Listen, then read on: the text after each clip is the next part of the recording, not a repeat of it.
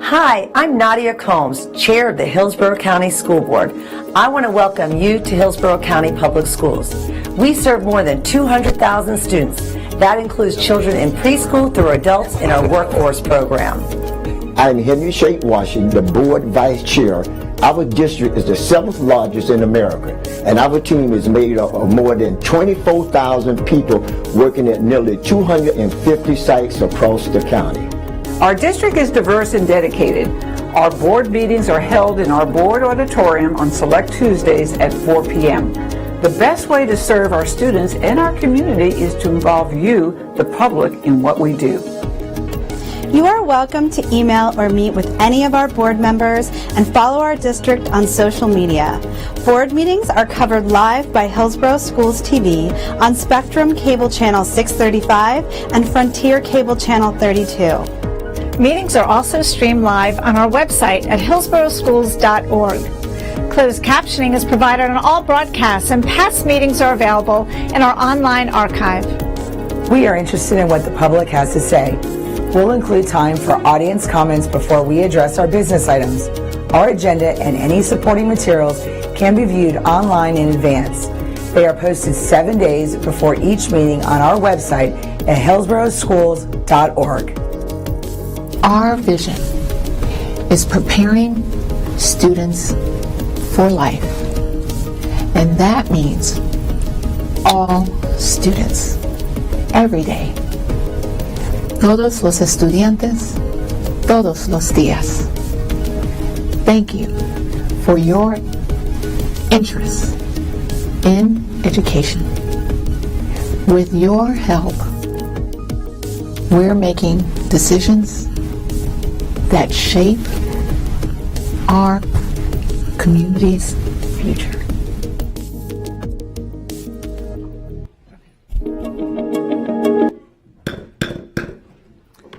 The board meeting of April 4th, 2023 is called to order. Member Washington will now lead us in a moment of silence followed by the Pledge of Allegiance. Thank you, Madam Chair. Please join me in a moment of silence.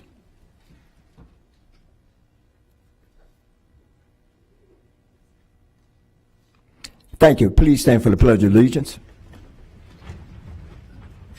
I pledge allegiance to the flag of the United States of America and to the republic for which it stands, one nation, under God, indivisible, with liberty and justice for all. You may be seated. Thank you, Member Washington. Member Washington, will you now please acknowledge our student entertainment? Yes, we have the great banger singers from Turner Bartell, and we have also the director, Kyla Moria, and the principal is here, Mr. Buggs. Oh, Mr. Buggs is here, one of my favorite principals, Mr. Buggs. Now, okay, so I would like for you to come up and introduce yourselves. Here we go. Hello, my name is Shreya Iyer, and I'm in 5th grade. All right. My name is Akil Shinapoli, and I'm in 4th grade. My name is Abby Labasik, I'm in 5th grade. My name is Miri Anderson, and I'm in 5th grade. Hello, my name is Tanisi Sharma, and I'm in 5th grade. Hello, my name is Sarah Langlois, and I'm in 5th grade. Hello, my name is Riley Betty, and I'm in 5th grade. Hello, my name is Naima Eugene, and I'm in 5th grade. Hi, my name is Eduardo Ferrante, and I'm in 5th grade. Hi, my name is Mallory Friend, I'm in 4th grade. Hi, my name is Kellen, I'm in 5th grade. Hi, my name is Kushi, and I'm in 5th grade. Hi, my name is Jazza Nishan, and I'm in 5th grade. Hi, my name is Ray Dudley, and I'm in 5th grade. Hi, my name is Morgan Lewis, and I'm in 4th grade. Hi, my name is Victoria Daniel, and I'm in 4th grade. My name is Sarai Gonzalez, and I'm in 4th grade. Hi, my name is Ikon Saxena, I'm in 4th grade. Hi, my name is Ava Rose Figueroa, and I'm in the 5th grade. Hi, my name is Chloe Coombe, and I'm in 5th grade. Hi, my name is Sammy Clark, and I'm in 5th grade. Hi, my name is Tori, and I'm in 4th grade. Hi, my name is Gwen Sholin, I'm in 4th grade. Hi, my name is Abigail, and I'm in 5th grade. Hi, my name is Rachel, and I'm in 5th grade. Hi, my name is Nikita Srijesh, and I'm in 5th grade. Hi, my name is Florencia Garcia and I'm in 5th grade. Hi, my name is Alyssa Smith and I am in 5th grade. Hello, my name is Sophia Johnson and I'm in 5th grade. Hi, my name is Anushka and I'm in 4th grade. Hello, my name is Melody and I'm in 4th grade. Hi, my name is Julian Bonanno. I'm in 5th grade. Hello, my name is Jerome Carruthers and I'm in 4th grade. Hello, my name is Olivia and I'm in 5th grade. Hi, my name is Skyla and I'm in 4th grade. Hello, my name is Timothy and I'm in 4th grade. Hi, my name is Camila Duran and I'm in 4th grade. Hi, my name is Amelie and I'm in 4th grade. Hi, my name is Daphne and I'm in 4th grade. Hi, my name is Victoria Morales and I'm in 5th grade. Hi, my name is Vera Kern and I'm in 4th grade. Hi, my name is Reed Jody and I'm in 4th grade. I'm Jaladija Vemlakonda. I'm in 5th grade. My name is Emily Coxshell and I'm in 4th grade. Hi, my name is Anaya Bent and I'm in 4th grade. And I am Kyla Knauer. I am the conductor of Bengal Singers at Turner Bartels, and I just want to thank you so much for the opportunity that our students have to come out and perform off campus. It's such a wonderful opportunity for them to perform, and thank you so much for all that you do and continue to do to support music programs in all of our schools. It is worth it. Thank you so much. Thank you. And parents, you could come up and take pictures, please. Mr. Buggs. Yes, sir. Mr. Buggs. That's all right. It's all about them. Go in there and walk.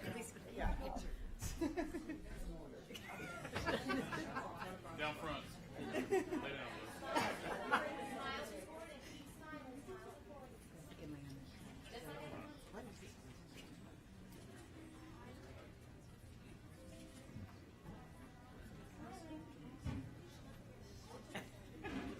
Thank you very much. Thanks, guys. Thank you. You've done a great job. Thank you all very much.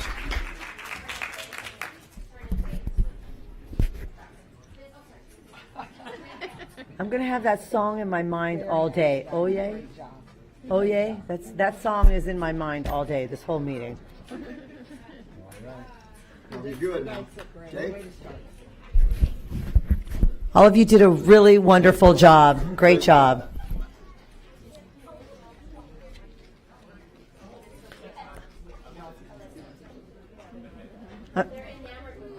I'm singing "Oh Yay" the whole day.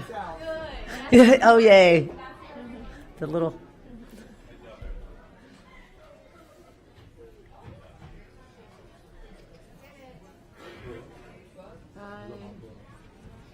Great job.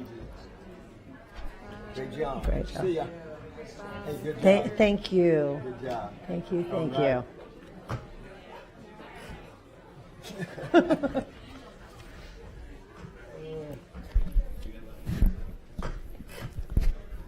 Thank you so much. For those of you who heard them outside, they just did a magnificent job. We have no withdrawn items today. I need a motion and a second to adopt the agenda. I have a motion by Member Gray, and I have a second by Member Washington. Any discussion? Please vote when your lights appear.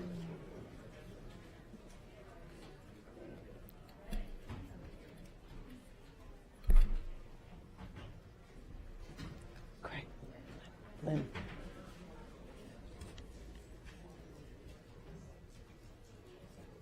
And it passes unanimously. Let the record reflect that all board members are present.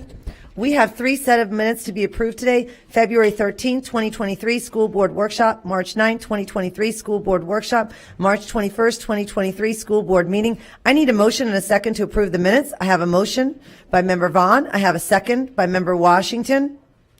Any discussion? Please vote when your lights appear.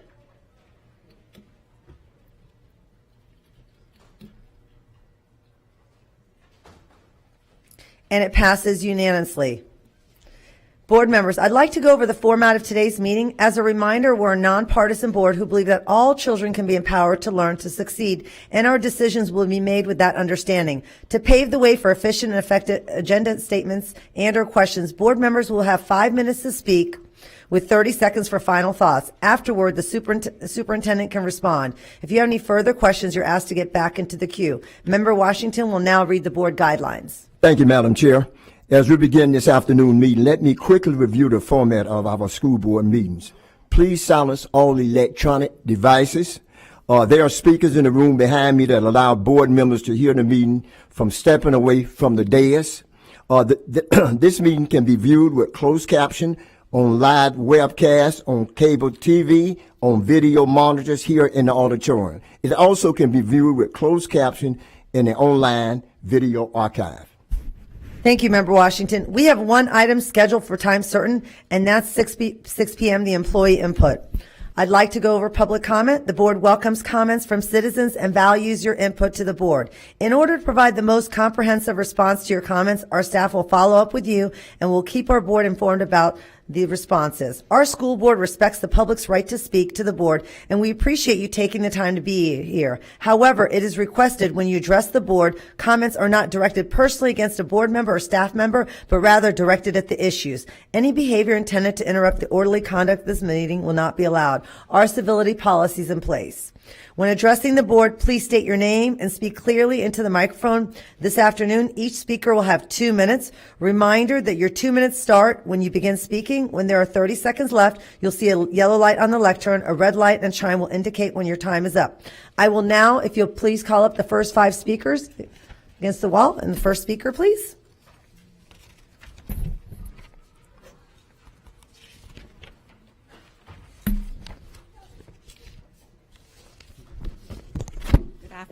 Good afternoon.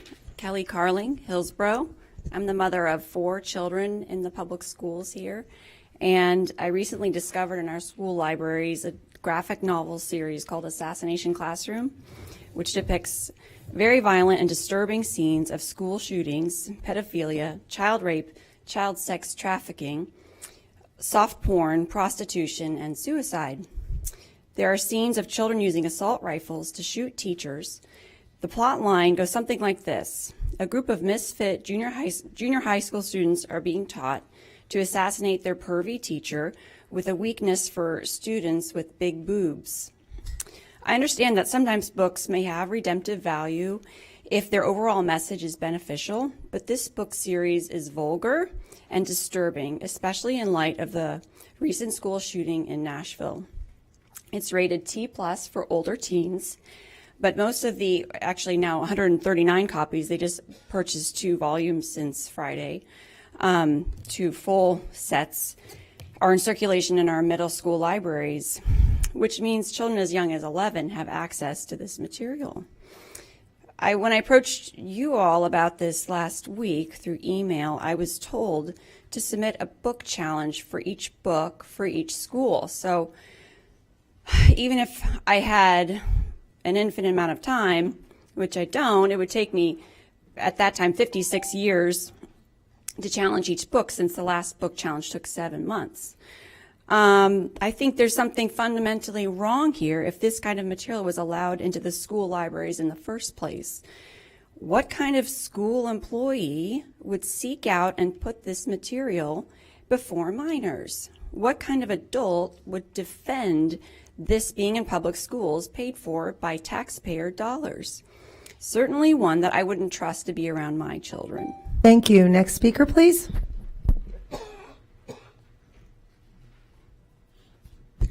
Hi, my name is Kato Carling, and I am in 4th grade. I am here to address the book called Assassination Classroom. Every month, we practice lockdown drills at school. The fact that there are school shootings on average once a week scares me very much.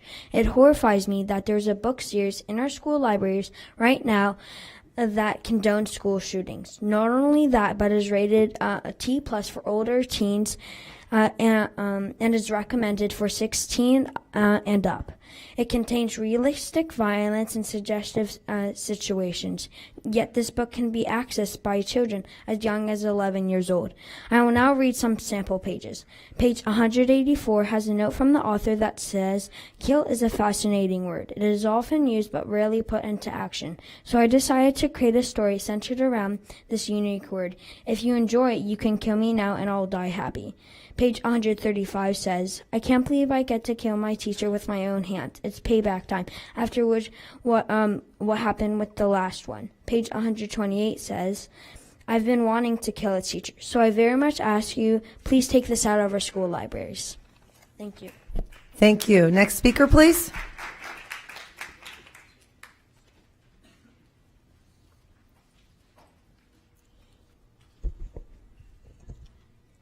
My name is Molly Blanton from Hillsborough County. We are assassins, and the target is our teacher. I came across this phrase, this promotional statement, multiple times when I began looking into this series of manga-style books. It is also a TV animation now as well. Books that are rated as stated T+, so for older teens. 139 copies in our public school libraries, most in middle school. We've already heard about those ages. And online promo reads, ever caught yourself screaming, I could just kill that teacher? What would it take to justify such antisocial behavior and weeks of detention, especially if he's the best teacher you've ever had? Goes on to, okay, now that you're committed, how are you going to pull this off? And in a later volume promo, when the students begin exhibiting signs of self-esteem, Principal Asano demands that Koro Sensei, that's the teacher, crush their spirits. So now the school principal, who is not an alien, is also an enemy of these students. This series may use irony, humor, and skillful drawing, but it also uses color psychology, the adolescent yearning to fit in and to stand out, to be noticed, classic coming-of-age emotional appeals. But the theme is the teacher is alien, evil, and the students are the only ones who can save everyone, and they must kill the teacher to do this. We're assassins, and the target is our teacher, middle school students, age 11. You know, coming of age is an appropriate theme, but killing your teacher to do so is not an appropriate theme. We must do better. You must take the responsibility to which you were elected. Take care of our children. Next speaker, please. And if I could call up the next 6 through 10. Good afternoon. Pat Metcalf, Hillsborough County. In today's climate, this assassination classroom series, it blends mixed messages of redemption wrapped together with the very intent to kill. It sends conflicting messages to young readers. The notion of government-sanctioned attempted murder portrayed in this series is outright inappropriate, particularly given to the young age group of the students involved. This could inspire real-world harm, particularly among young, impressionable students. And did you know, that this series promotes a message that it's acceptable to kill a teacher? And in this book, and this is in page 89, it's got pictures of students wanting to kill their teacher. And it says at the bottom, take it to the limit one more time.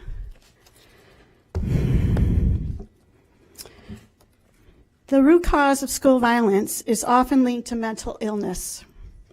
It's conceivable that a mentally ill or troubled child might perceive their teacher as an adversary and view themselves as a hero by eliminating their adversary, their teacher. This type of thinking can be dangerous and a disturbing symptom of mental illness, and it highlights the importance of removing these books that support such a dangerous mindset. We have a duty to take appropriate measures to prevent violent books like these from being disseminated among young people. It's ultimately your responsibility to ensure our children are supplied with quality education free from harmful ideologies and prejudice. Materials like these certainly do not belong in our schools, in our school libraries, funded by taxpayer dollars. Next speaker, please.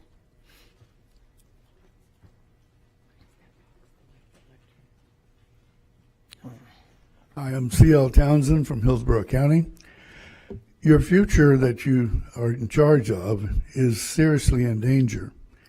Your decision last week for universal banning of books is a very authoritarian direction that this board has taken. It is inappropriate for a free society. We must live in that free society. There are rules and there are things that we can do to prevent violence. But authoritarianism, as you have defined it, is terribly inappropriate.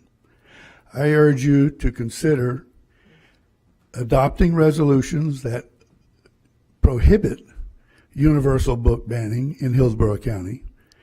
And secondly, that you develop, and you have staff develop this procedure whereby parents can take the responsibility on themselves to opt out of books for their own children in our libraries.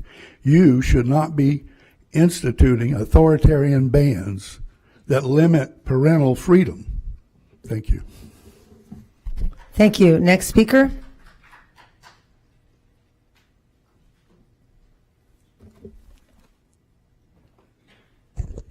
David Kuntz, Hillsborough County. The superintendent's boundary recommendation does not provide stability of school feeder patterns for our children, which is what you recommend. If Scenario 4 boundary analysis is implemented, Bloomingdale High School will only be at 91% capacity in 5 years. Why is it necessary to remove more neighborhoods from Bloomingdale High School boundary? The school board has received a petition from over 550 concerned individuals from La Colina and Brentwood Hills requesting to remain at Bloomingdale High School.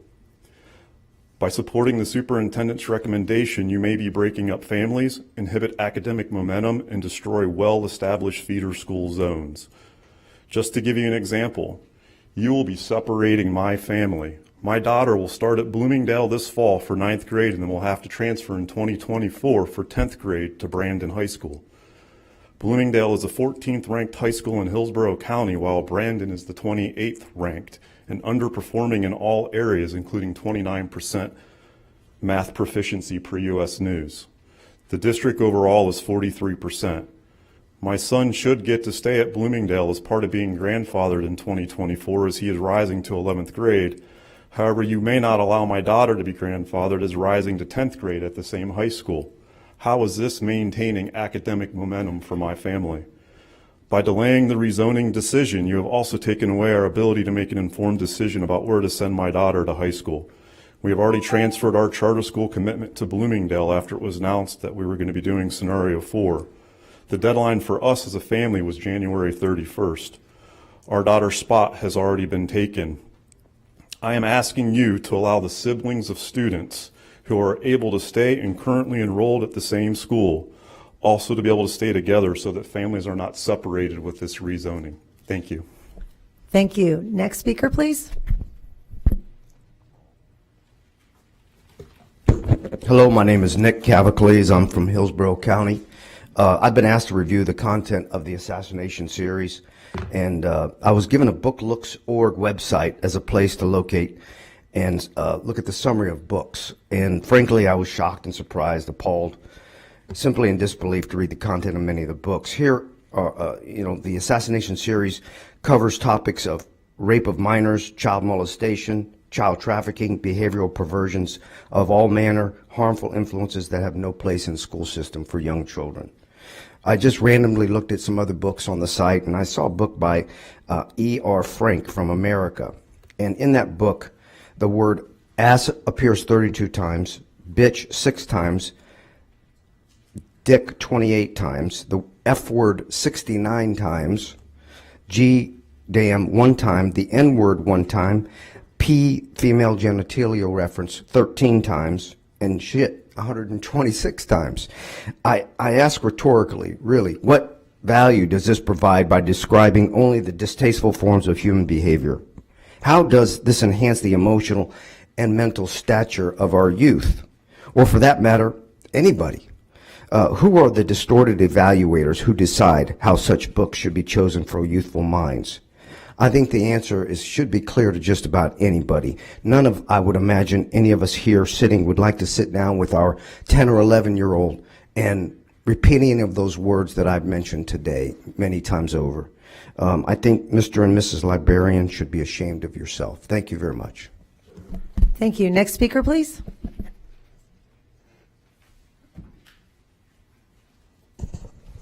Good afternoon. My name is Fred Rock of Hillsborough County.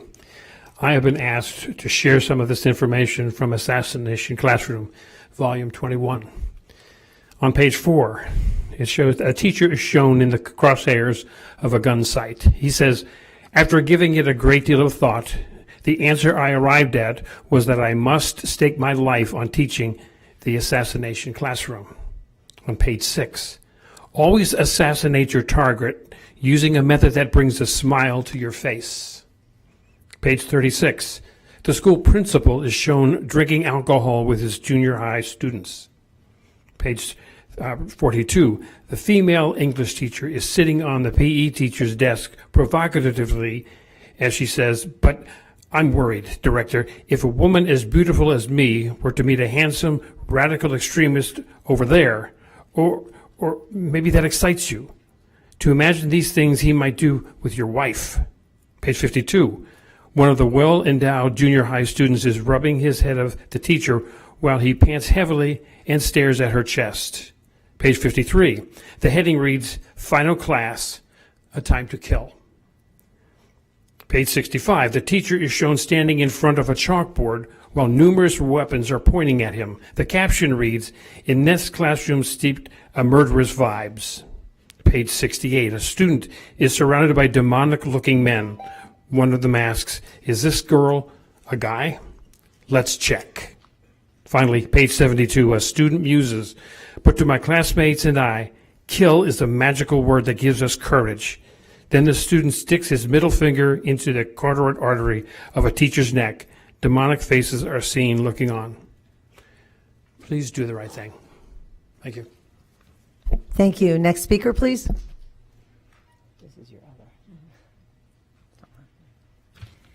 Eve, Hillsborough County.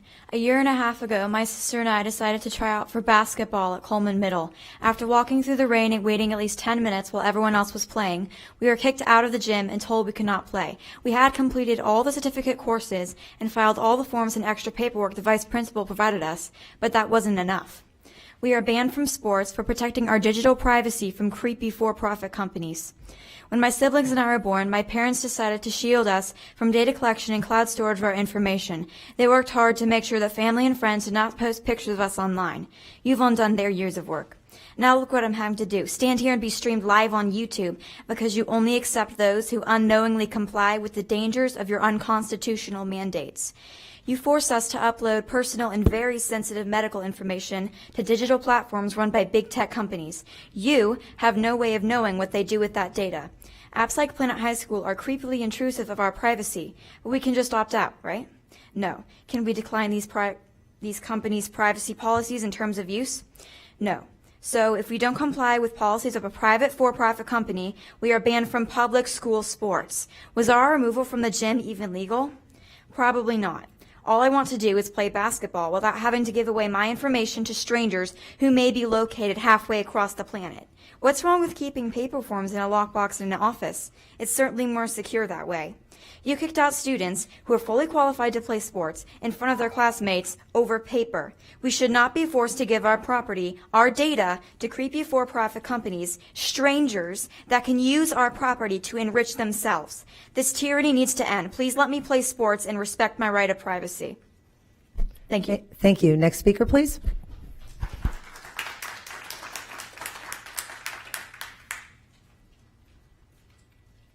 Catherine Mooring, Hillsborough County. I'll be reading from Assassination Classroom, Volume 21. On page 172 to 173, there's a little girl protesting, saying, quote, but I don't have any money. The man says, don't worry, you don't have to pay with money.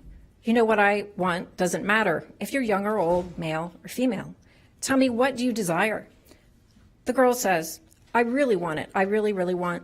The man says, all right, little lady. On page 181, the man thinks he's about to sleep with the little girl and exclaims, all right, that means I can have it, right? Lucky me. It's only natural that the one with the strongest desire should get it, right? On page 182, the man says to the little girl, quote, little lady, what does it mean to desire? Is that difficult to understand? When I desire something, I can't think of anything else. I'm excited, itchy, turned on. Isn't it the same with you? On page 188, the adult man says to the little girl, my customer and I want you. You should be flattered. On page 192, the bottom left frame shows a demonic-looking man grabbing the little girl and laying on top of her while violently trying to penetrate her.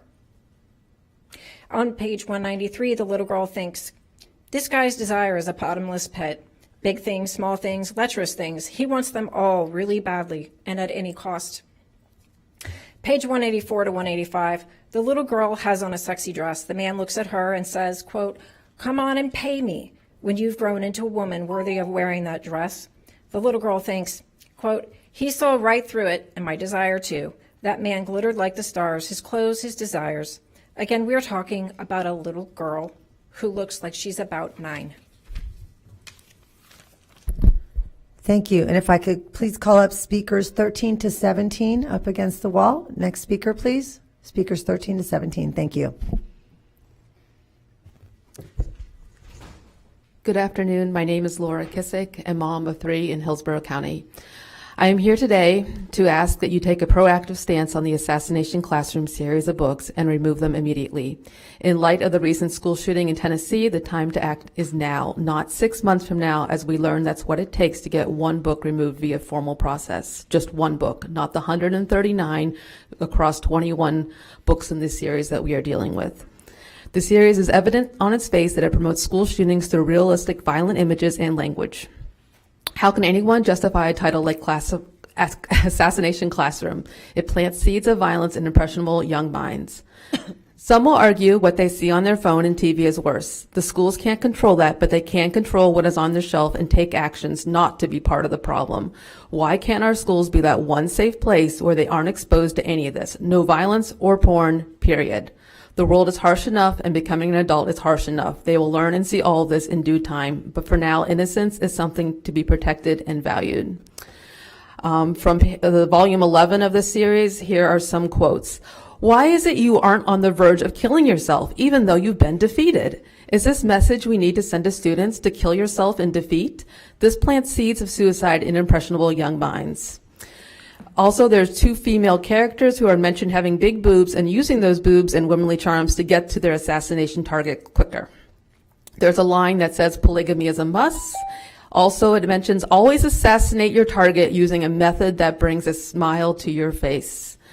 The schools here have a zero tolerance policy for bringing guns on campus, yet a book that encourages guns on campus and school shootings, no problem. Thank you for your time. Thank you. Next speaker.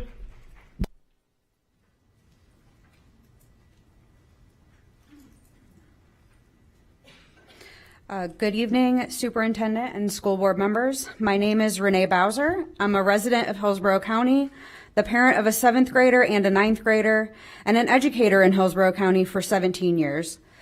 The last 10 years, I've been an elementary media specialist. In a recent TBT article about the recent book challenge, Mr. Davis said, "I don't have the ability to remove books. There's a procedure in place that we have to follow. We will follow the integrity of that procedure, whether it's my personal view or not. We have to follow procedures relevant to this process." This was referencing the material challenge procedure. This allows community members to challenge a book at a particular school. My understanding is that this policy is in place because it's important not to allow one person's opinion or views to remove access to a book from an entire school or entire district population. A parent absolutely has the right to decide what their own children cannot read, but they should not have the right to decide what my children are not allowed access to. Our children are growing up in a society far different than the one in which we were raised. They have access to the entire world's knowledge in their pocket. They're exposed to many things online, on television, and through their peers.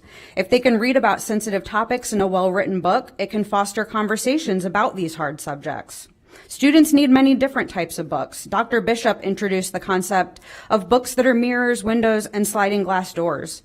Students need books that mirror their own lives so they understand they're not alone. They need books that are windows into lives that are different than their own to learn to be more compassionate, and they need books that are doors into other worlds to foster their imagination.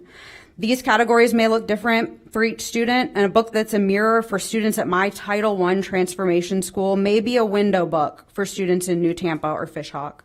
Just because the book serves a different purpose for different kids doesn't make it any less important. When you remove books that are mirrors for my students, you tell them that their life experiences are not valid and they're unimportant. Thank you. Next speaker, please.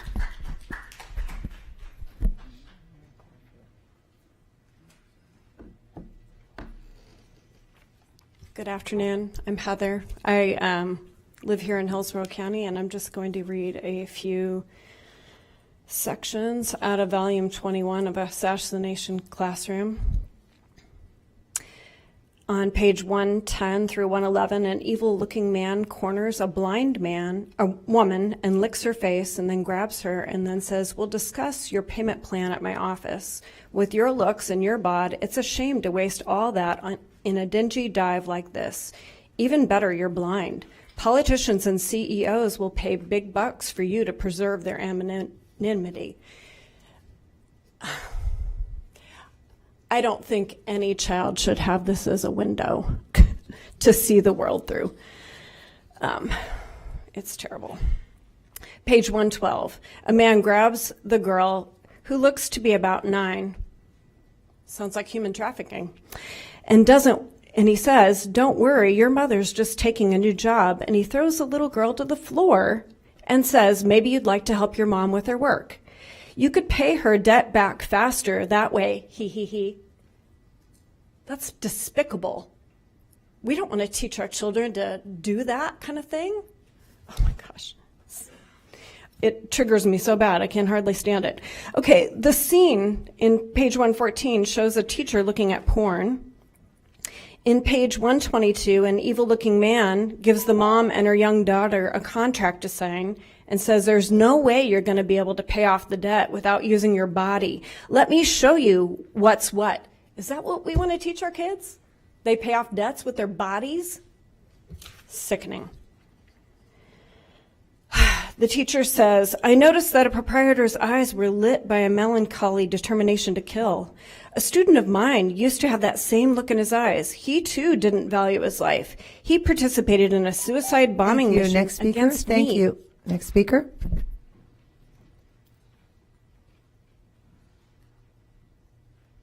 Hi, my name's Kathy from Hillsborough County. Why do we read books? Well, it could be for educational purposes, self-help, personal growth, or entertainment purposes.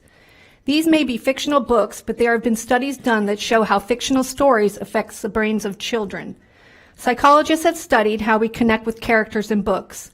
And as we come into our teenage years, we often go on a bit of a journey of discovery to get to know ourselves.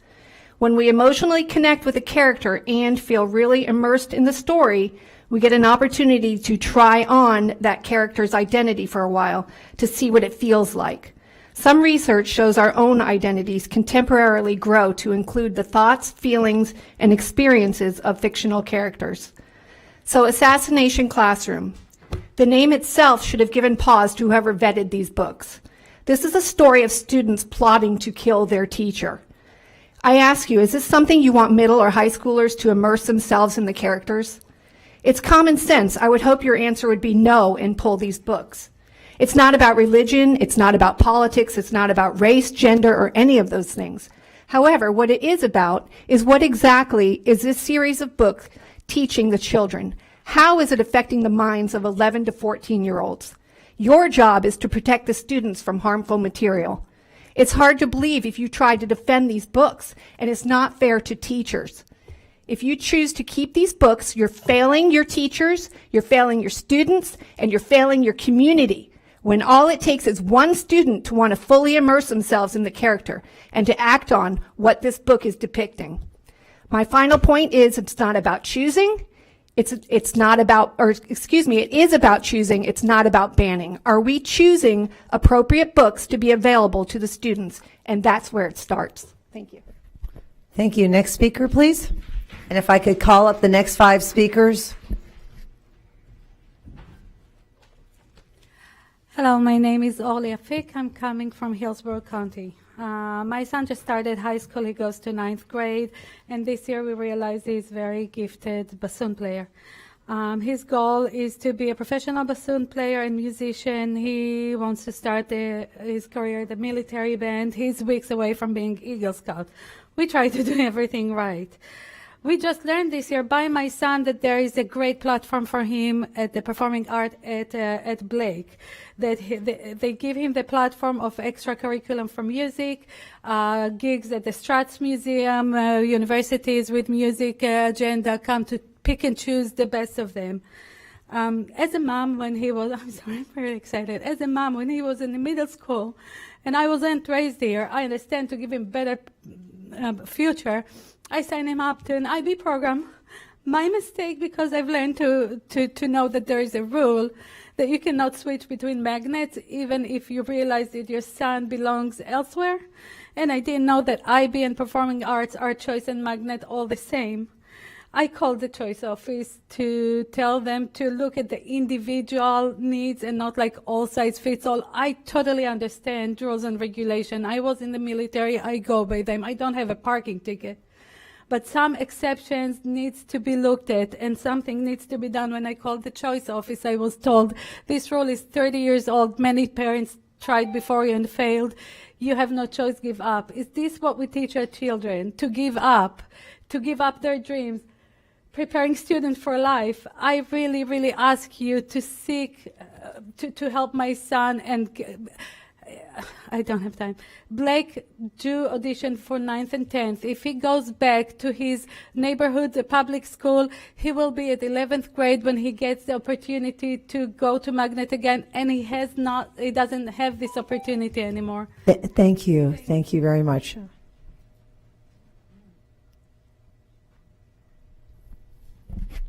Hello, Dr. Wendy Samford, Hillsborough County.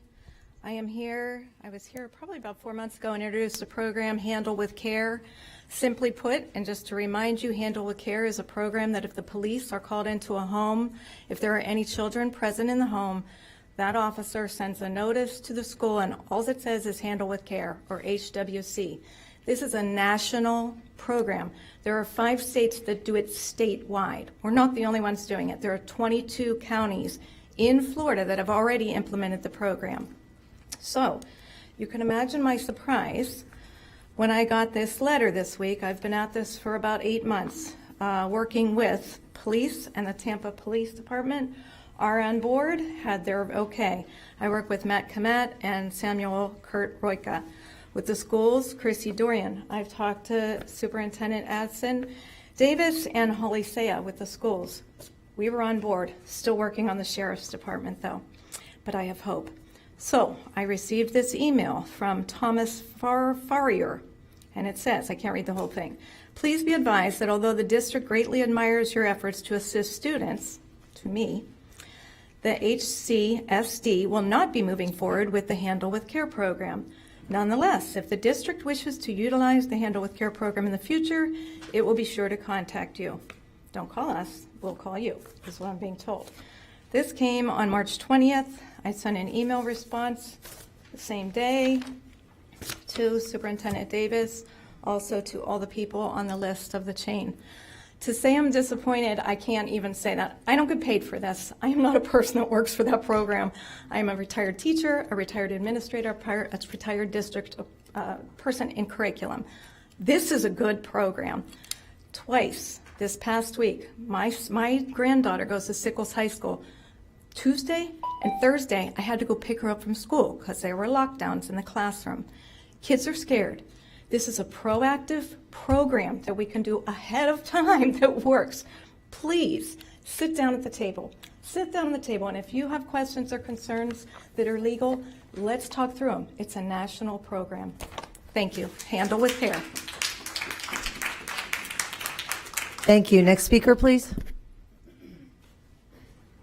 Hi, my name is Gay Jones. I live in Hillsborough County, and I have number 20 in the series of Assassination Classroom. On the cover, we've talked about it. It says, have you ever caught yourself screaming, I could just kill that teacher? What would it take to justify such antisocial behavior in weeks of detention? Well, first of all, murdering a teacher should be met with far more than the claim of antisocial behavior and is punished by more than weeks of detention. That might happen in Japan, where this book came from, but that shouldn't happen here. Book 20 is an account of the final hours of a man-made octopus-like creature who's a teacher of a middle school class of assassins. With his superpowers, this creepy, smiley-faced creature teacher is scheduled to destroy the earth, and his students are hired by the government to stop him. Billions of yen are the reward for the killing. So they're not just assassins, they're paid. The cast of characters include the PE teacher who is shacked up with a sexy assassin English teacher, known for using her womanly charms to get close to a target. One student is identified as the biggest class gigolo and another as a talented assassin and a good kisser, too. The class and their creature teacher appear to be experiencing some kind of mutual Stockholm syndrome. This is probably what bothered me as much as anything about this book. There's some weird psychology thing going on here that I can't even quite put my finger on, but it is not something that well people need to read. It's kill or be killed. The teacher says, as your teacher, I am happy to be assassinated by you. When at last that happens, he turns into a bunch of sparkly sparkles, which is not exactly what happens when people get assassinated. This book is cartoonishly dark and demeaning to women. The creature teacher revives a female student after a deadly battle, and a classmate quips, when he healed her, he might have given her slightly bigger boobs. Some lessons from the book. An assassin mustn't let a dying target escape. Always be ready to make the kill. Thank you. Next speaker.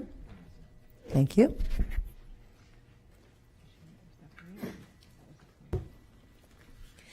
Good afternoon. I'm Nicole Huff from Hillsborough County, both parent and teacher. Last week at a special session over objections from the school board attorney, this board voted to ban a book from all middle schools. This is against our district policy. Our policy states that each library in our county is unique because it serves and answers to a unique community around it. Our collections are purchased by certified media specialists with input from community members and consultation of professional reviews. If a community member does not agree with a particular book and does not want it available, the first step is to talk to the media specialist. If a parent calls me and says, I do not want my student to read, this book is gay, then I won't check that book out to that student.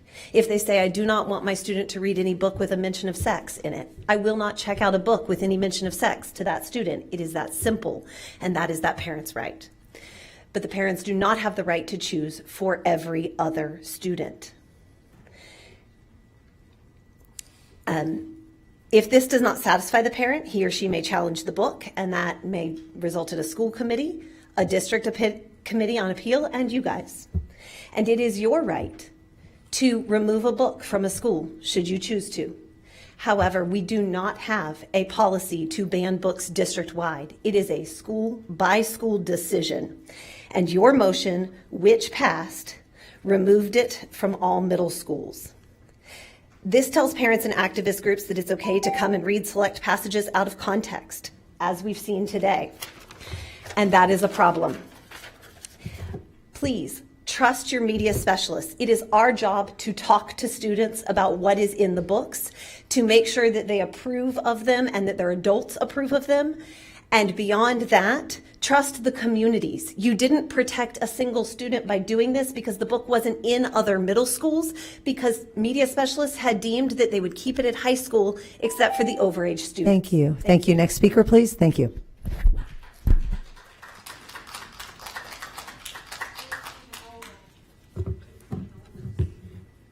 Good afternoon, Superintendent Davis and school board members. My name is Raquel Polaro from Hillsborough County, and I'm here today not just representing Carrollwood Elementary, but advocating specifically for the 100 fifth grade students and families that could not be here today. There are 37 days left in the school year. 37. I can't believe that. And while many students are excited about the summer, our 100 fifth graders still don't know with certainty what middle school they will be attending in the fall.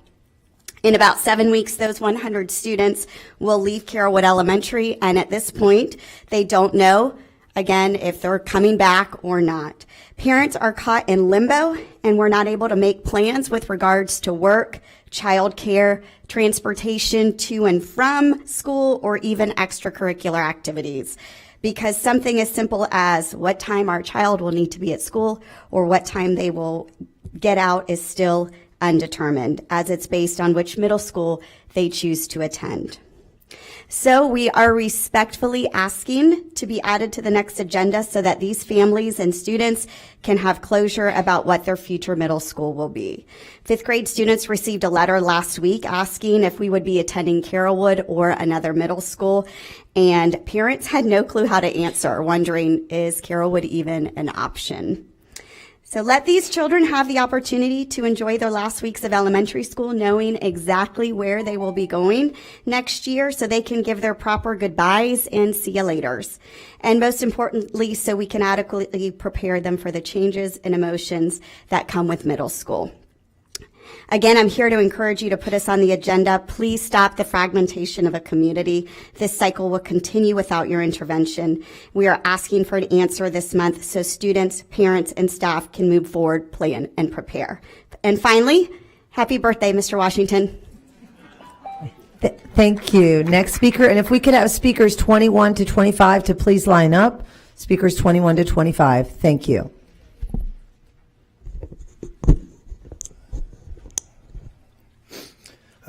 Good afternoon, everybody. I'm Chris Blackburn, North Bon Air, West Shore Palms area. Wow, there's some eye-opening stuff being talked about here today, and I understand freedom of speech, but boy, I hope somebody's doing a better job of vetting some of the books that go into our schools, because that is shocking to me that my son would go into a middle school and have to possibly see something that come in front of him. So I know you guys have plenty of other things to worry about as well. So I'm here again to advocate for my son Caleb. He is coming out of 5th grade, Grady Elementary, going into 6th grade, which right now stands as Coleman.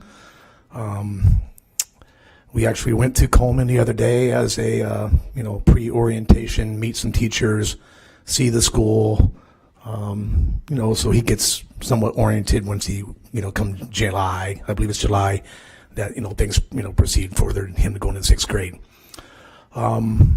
What also was a little crazy is he and I were out for a drive the other day, and we stopped over near one of the scenarios of Pierce Middle School. And I told him there's a school right there that you might have to get sent to. His direct quote to me was, "Daddy, that looks like a jail." And I didn't know what to tell him. I said, "I'm sorry, son, but this is what could be going on in your future." I don't want that to happen for him in his future. His future deserves to be where he's at, within walking and riding his bike, which he does to Grady, not sent 6-7 miles away to a school he thinks he's going to be in a jail at.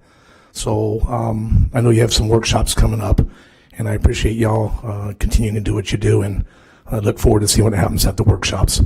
So, and thank you. Next speaker, please.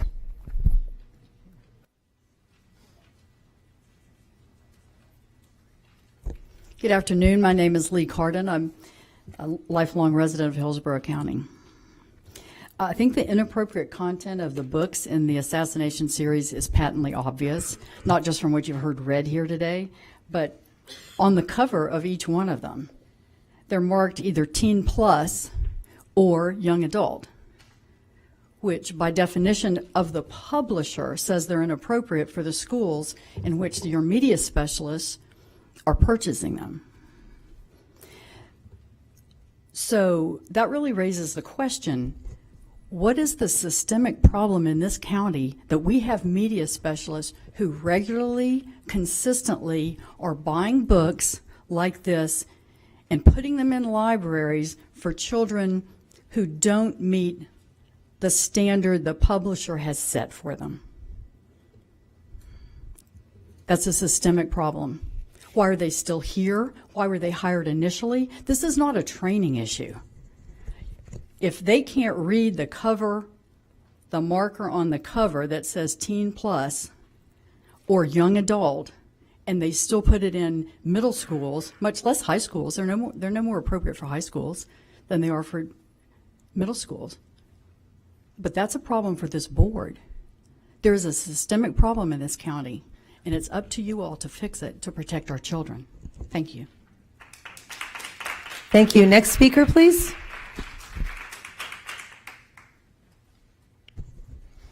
Good afternoon. Debbie Hunt in Hillsborough County for more than 35 years. Also about the assassination classroom. It appalls me that a book with this name is even in our schools for kids to check out, with the different issues that are happening around the country with the different schools that have had horrific attacks upon them, Nashville being the most recent. The author himself, Yusei Matsu, says kill is a fascinating word. It is often used but rarely put into action. So I decided to create a story centered around this unique word. If you enjoy it, you can kill me now and I'll die happy. Not only does he have the plot in there to kill their teacher, and to kill for money, a cool $100 million from the Ministry of Defense, which is written on every single book when it talks about what it's about. And then each book has a different assignment in it for the kids to go and do. One of the books talks about killing their parents. One of them talks about killing whomever. A student in one of the later books gets killed in the crossfire, which becomes an issue. It talks about a child holding a large gun. You're relying too much on the spray and pray method. Your method is too predictable. Your trigger finger, where you're aiming, consider your line of sight in the book. One of them, the assassination special, gotcha a grenade as she wears a grenade around her neck. It also, in one of them, as I mentioned before, says kill my parents, kill whomever. And to reiterate what Lee was talking about, your media specialists on 5 of the books have rated them for older teens, 16 plus. All of the rest of them. Next speaker, please. Thank you.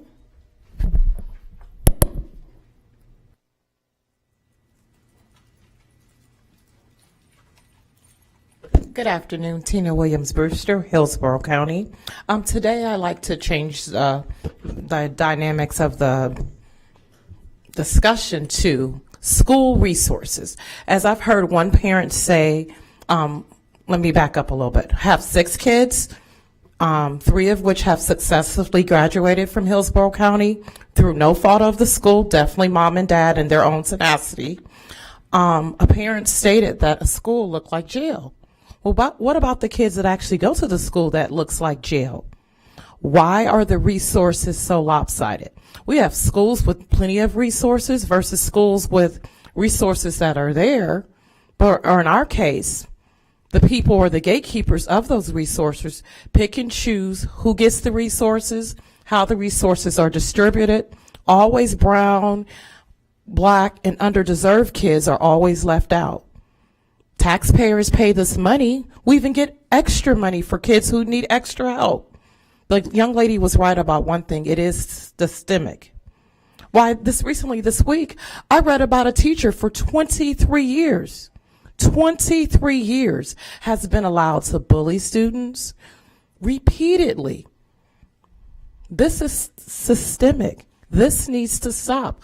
When Hillsborough County, when are we going to be responsible? It's beyond books. It is the mental health of our students, the mental health of our teachers, the mental health of our principals. Let's do better. Our kids are worth it. Thank you. And if I could have speakers 26 to 30 to please line up, 26 to 30.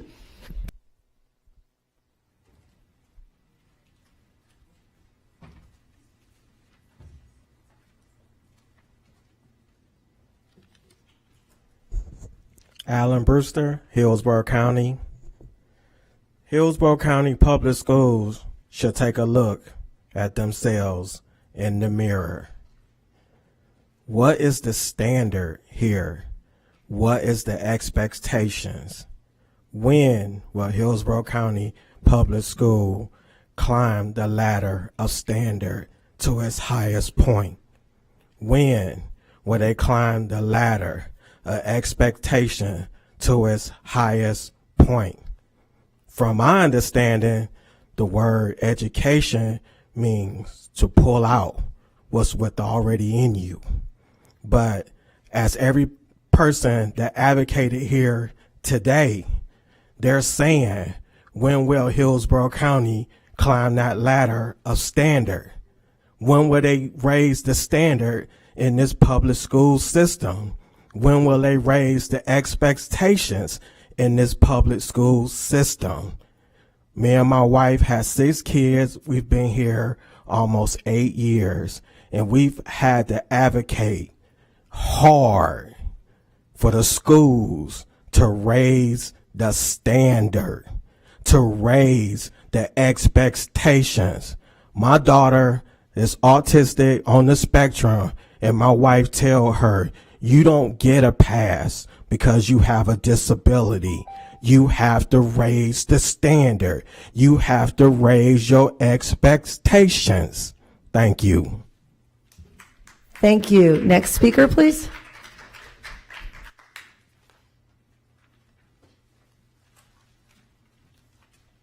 Put this on the table. Okay, this is what the book looks like, and these are the colors. Okay, please start the time. My name is Elizabeth, and I'm a Hillsborough County resident. Assassination Classroom, Volume 21. I'm sorry. Assassination Classroom, Volume 21, page 100. A man yells at the teacher, "Saint, my foot. You collect porn magazines off the street near the school, too." Page 106. In the teacher's book of advice to the students, he writes, "And so, although you probably never noticed it, I barely managed to evade your assassination attempts in a small space of the classroom and amongst the trees of the forest. As a result, your assassination attempts were quite exhilarating." Page 107. In this scene, a group of men drinking at a bar start to sexually fantasize about the little girl working at the bar. The caption reads, "This pub is the perfect meeting place for us because the owner is blind and her server is her daughter?" A clueless elementary school student. Since we've been meeting here so often to plan our assassination and keep up our spirits, our mindset has changed. One of the men has hard eyes and grins lecherously at the little girl. The caption continues, "This place has become an oasis staffed with 2 angels, Miss Azusa and Hataru, her daughter, the elementary school girl." Page 112, 113, a man says to the teacher, "You sure are obsessed with university students. Guys who fantasize about university students tend to be middle-aged old farts, you know. All we got is a middle-aged woman and an elementary school student, but that's better than nothing." The little girl says, "I'm the daughter of a pub owner. Why does that surprise you that I know how to play mixer games?" And all the men get hard eyes and exclaim, "We are truly in the presence of 2 angels. Okay, let's do it, guys." Page 115, the little girl and the group of men play a drinking game with the teacher. Next speaker, please. Next speaker, please. Please remember our civility policy. Thank you. Sorry. Go ahead. You may begin. Tina Marie Terracciano, Hillsborough County. I have a 16-year-old son and a 13-year-old son. I am reading from volume 21. Page 76, the classroom is shown in disarray with weapons everywhere and the words "fuck you," "fallen angel," and "fight" written in blood all over the walls and desks. Afterward, one from the author, the main theme of Assassination Classroom is killing your teacher. I immediately realized that the outcome of the story would be tragic. I thought it could become a piece of work that would live in the hearts of its readers. The idea that the weak people should use assassination tactics. Page 91, there's a picture of one of the assassination's porn collections sitting on a table with the caption, "One guy had his entire house cleaned from top to bottom and his hidden porn mags all neatly laid out on his desk." Page 97 shows a teacher sitting cross-legged in a room of the floor-to-ceiling, wall-to-wall porn magazines as he exhales deeply. You get the point. We've read a lot, right? I am a high school and middle school girls youth director at my church. I walk alongside girls from the ages 11 to 18. I would never recommend this book or any other that promotes them to use their bodies to get attention or to give them a reason that this type of behavior is justified. It is our jobs as parents, teachers, leaders who work with the children and the teens to help guide and protect them. What is your purpose then? Why are you in this business? If you're not willing to step outside the box and say this is not right. We know, and you have heard at other hearings about the books that are being allowed in the public and middle school and high schools. We don't need another book reading. We need to change the process. I also would like to share, in the past year and a half, my high school son has walked along 2 of his friends who have almost committed suicide. And there has been one peer that has taken his life that you know of. These books do not promote any healthy change in the lives of the teens What Thank they you. need is Next us to speaker. do our job. Thank you. Thank you. Okay, thank you very much. Next speaker.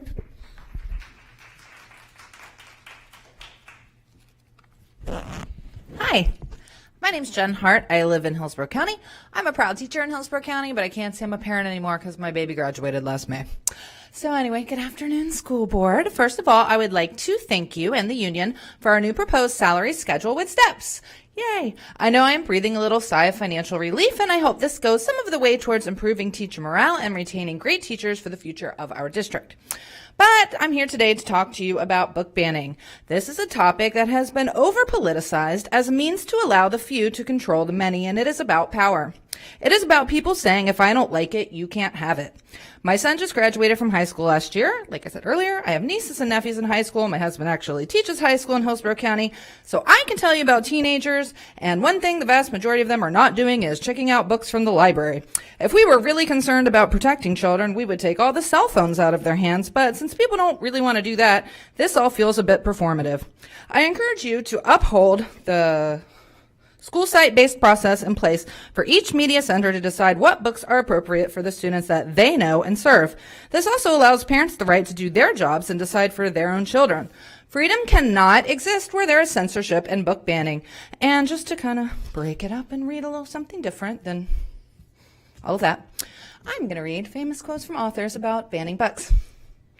When a book is banned, a whole set of thoughts is locked behind the assertion that there is only one set of values, one valid set of beliefs, one valid perception of the world. It is a scary idea, especially in a society which has been built on the ideas of free choice and thought. Stephen King. There is absolutely nothing wrong with a parent deciding a certain book is not right for her child. There is a colossal problem with a parent deciding that, therefore, no child should be allowed to read that book. Jodi Picoult. Any book worth banning is a book worth reading. Isaac Asimov. Banning books gives us silence when we need speech. It closes our ears when we need to listen. It makes us blind when we need sight. Stephen Chbosky. It's not just the books under fire now that we're... Thank you. Thank you. Next speaker, please.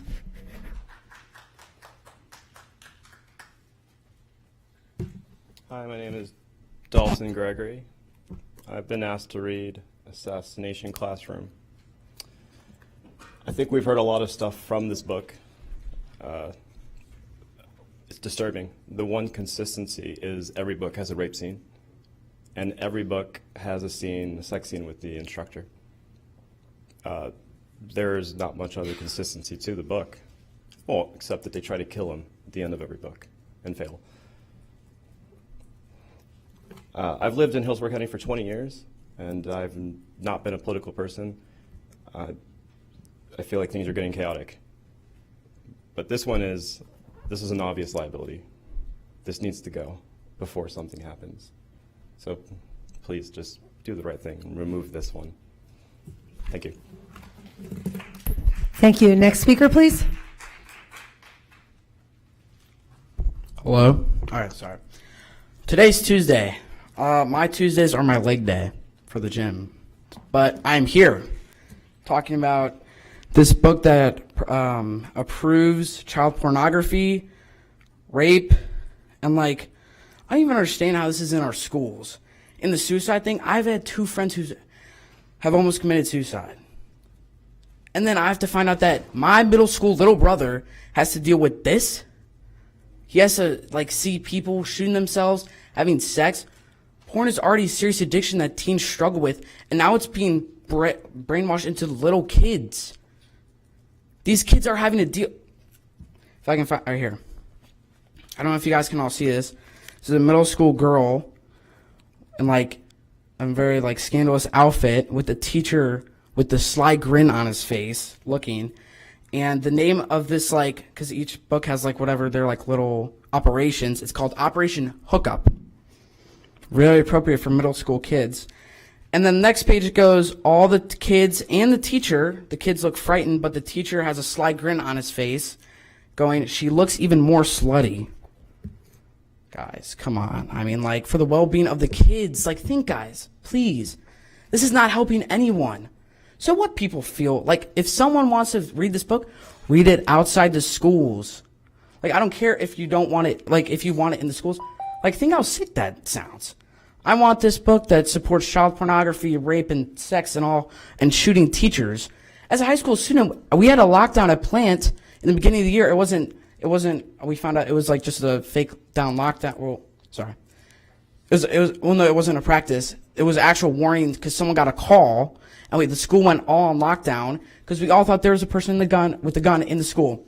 Finds out it's not. Half the kids were crying. Half of us are still scarred from that. Like. Thank you. Thank you very much. Next speaker.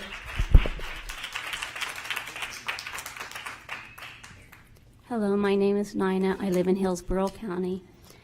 I want to speak in favor of the county's site-based process for censored materials. Please do not water down this process. I was concerned by the superintendent's recommendation that went against the district's own legal counsel and the final vote of including all middle schools during the special meeting last week. I am universally against banning teaching materials and whitewashing our nation's history. I want to commend the support of all the recommendations and proclamations concerning diversity, equity, and inclusion that are on your agenda today. My daughter also had a classmate who took his life by a gun, and yes, there are too many guns in the world and in this state, especially in the United States and in the state of Florida. But yet we just had a bad gun law passed yesterday. So I want to end with, I do not consent to the authoritarian bullying that is coming down from Tallahassee. And I want to thank you for your time. Thank you. Next speaker, please. Hi, good afternoon. I'm Sharon Graham. I'm a resident of Hillsborough County. And I'm also a former teacher, currently a therapist. And I want to speak in support. I think we have a very wise and functional system in place to review books at the local sites, at the local schools. And I want to thank Mr. Porter for speaking to that last week in the meeting. And I also want to thank those who voted in favor of that local process. I believe that is very important because we have librarians. My aunt is a librarian, and I grew up, and both of my parents retired from public education 30 years. And so it's very important to me. I think that, we have media specialists who pour their hearts into curating a collection of literature. And parents can always opt out of any literature that they do not want their children to read. And, and again, just to reiterate, we have a wonderful process in place where people can report any books, challenge books that are found that they do not think are appropriate. And I think that's a very valid conversation, but let's please uphold the process. Thank you. Thank you. And our final speaker for today.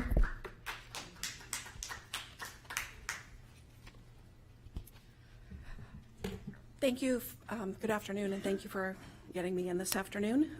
Also, thank you first and foremost to all of my fellow teachers for your tireless and unflinching service to our communities. Public service is something that everyone in this room can identify with. Our board members, our superintendent, city council members, state legislature, our governor, we all have that in common, public service.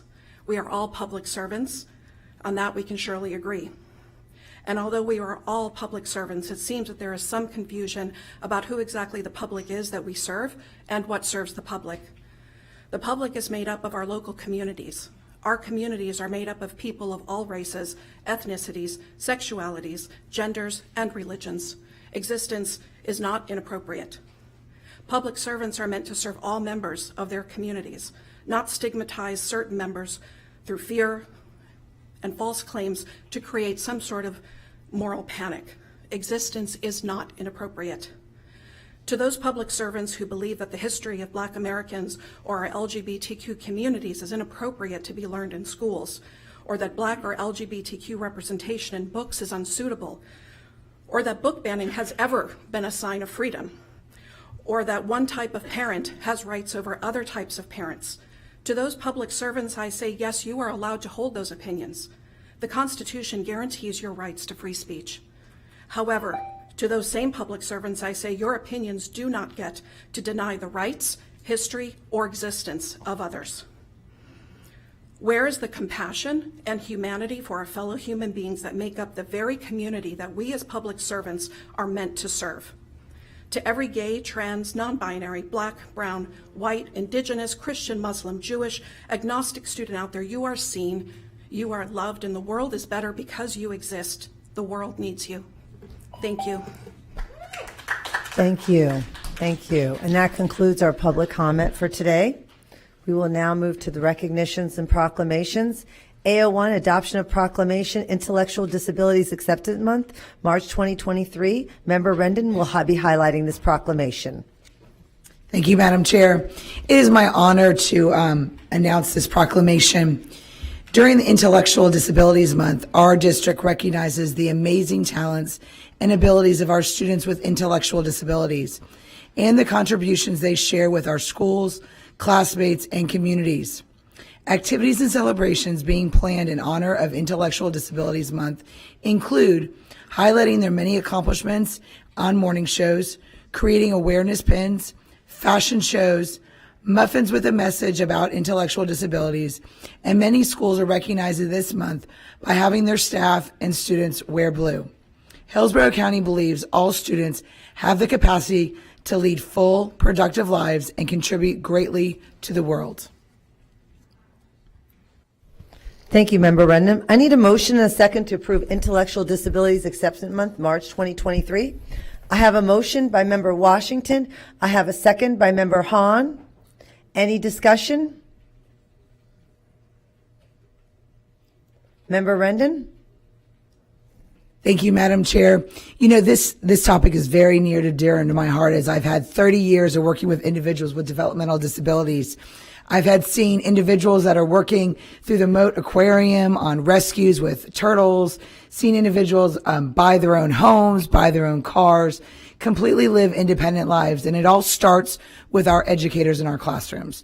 So I want to personally thank not only the district for allowing this to be a month in which we recognize all of our unique individuals in our schools, but to recognize those teachers, paraprofessionals, therapists, administration, everyone that puts extra time, talent, and energy into supporting these individuals on a daily basis. It is the beginning of their lives, and it's the beginning in which we strive to give each individual that we support in Hillsborough County a future for tomorrow. So thank you to all of our staff and administrators that support all of our individuals with intellectual disabilities, as well as our students. You are out there striving for day in and day out to make yourselves better, and we recognize that. So thank you very much. And to the parents, continue to work harder, advocate for your children. You're doing an amazing job. Thank you, Member Rendon. Member Perez?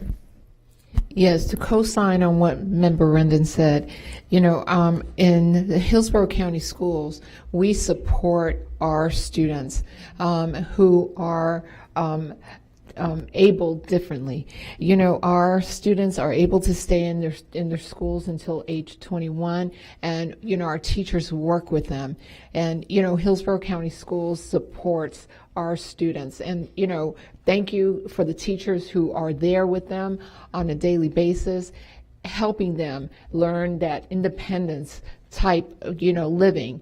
And you know, I'm able to I'm able to work with these students as well and talk with them, and the parents just are so excited to be able to see how their students are learning these activities of daily life that they will not get anywhere else unless they are with us. So, I want to thank the teachers out there who are supportive of these students as well. And thank you, Member Rendon, for reading this proclamation. Thank you. Please vote when your lights appear.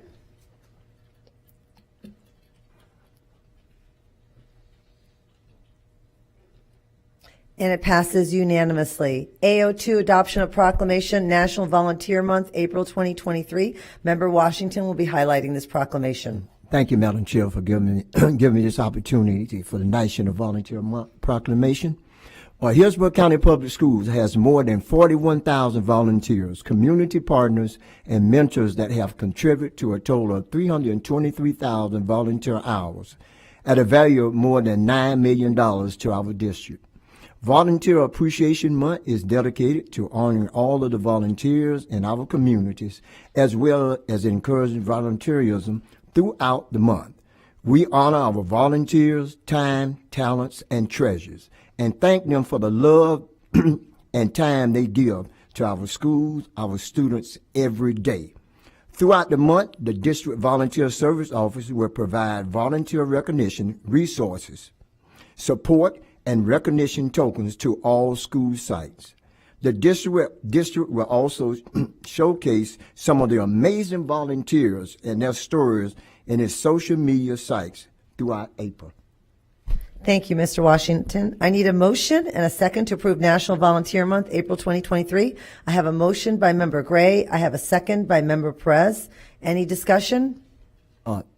Yes. Okay, Karen, you want to go first? Okay. Member Washington? Yes. I just want to tell you, we could not survive without volunteers in Hillsborough County School District. They really do a great job with the students, with the teachers, the community, and parents. And it's so important to have these volunteers because look at the amount of hours that they give, giving free hours to our community. 323,000 hours of value, which is $9 million if you had to pay for the district for it. So I want to thank the volunteers for all that they do, and we pray and hope that you continue to be there volunteering and helping us out in the district. And thank you all so much. Thank you, Member Washington. Member Gray? Yes, I join with Member Washington.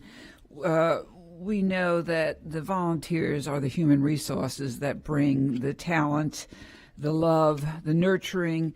They fill in so many gaps for our students. And interestingly and sadly, the more of the needs that our students have, which are growing, the more the volunteers become so meaningful and so needed. So, just as an instant example, we had, a nearby example, we had over 100 volunteers for the Race for Education, and many of them, Superintendent Davis, were your staff who worked just because they wanted to be there to help the children and help the participants. But the volunteers are the infrastructure of our school system, and we value them so much. And I could see that the board members are going to say the same. But thank you all volunteers out there. We appreciate you. Thank you, Member Gray. Member Rendon? Yeah, I just want to take an extra a moment to just thank each and every parent and then community volunteer that come into our schools each and every day. Teachers are there to teach, but they can't do it alone, and they know that, and they really appreciate each time your grandparent or community member comes in and reads to a child or picks up that extra piece to be able to do that extra event in the school, whether it's fundraising or supporting a teacher in a classroom or doing even monitoring cafeterias or watching the hallways. Each and every time a volunteer is in that school, it's one additional person that's providing just an extra set of hands to support all of our students. So I want to thank each and every volunteer of Hillsborough County, both our families, our extended families, our community members, our community partners. We just tremendously thank you for each and every hour you give. We could not do it alone without you. Thank you, Member Rundon. And I also want to thank, there are so many people in our community that often it's not even the school that their child attends. I see that in West Tampa and so many schools where you have parents, grandparents, siblings, everybody coming out to the schools supporting them. And also, I can't forget all the teachers that do so many volunteer works after the fact, and administrators and paraprofessionals and custodians, because often the teachers at the end of the day, they come after school and also volunteer as well. So I think it obviously is an entire community to support our schools, and I want to thank each and every one of them. Please vote and your lights appear.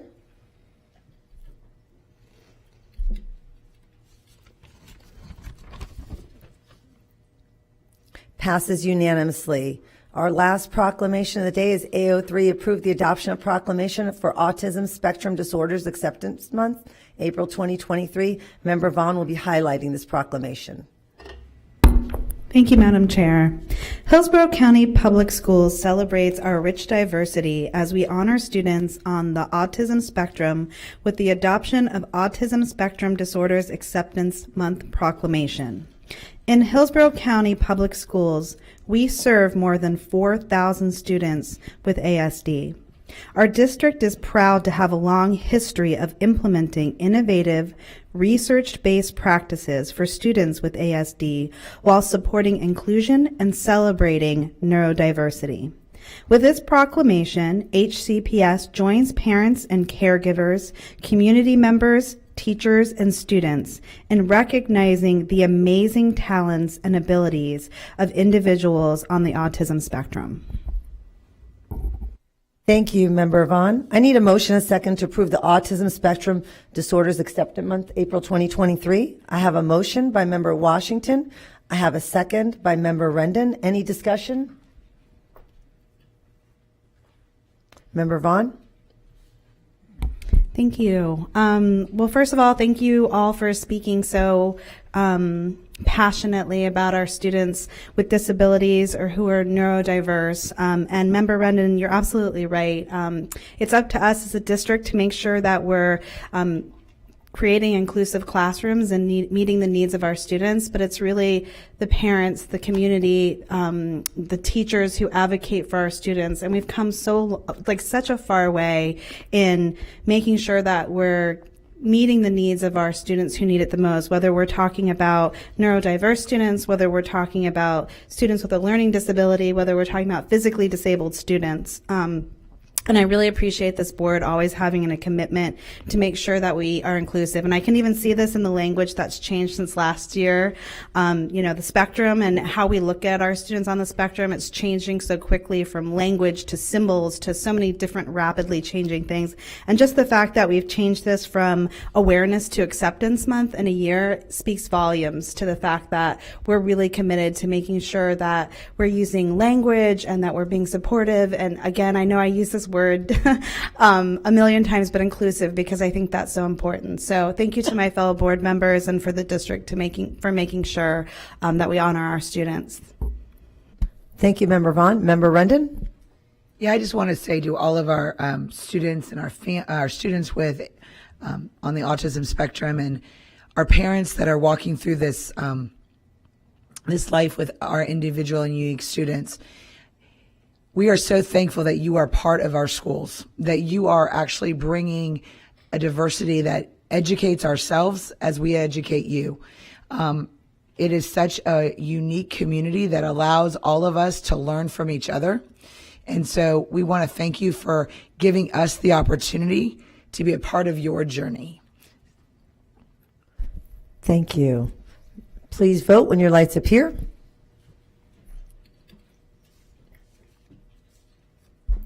And it passes unanimously. I need a motion and a second to approve the consent agenda. I have a motion by Member Washington. I have a second by Member Gray. Please vote when your lights appear.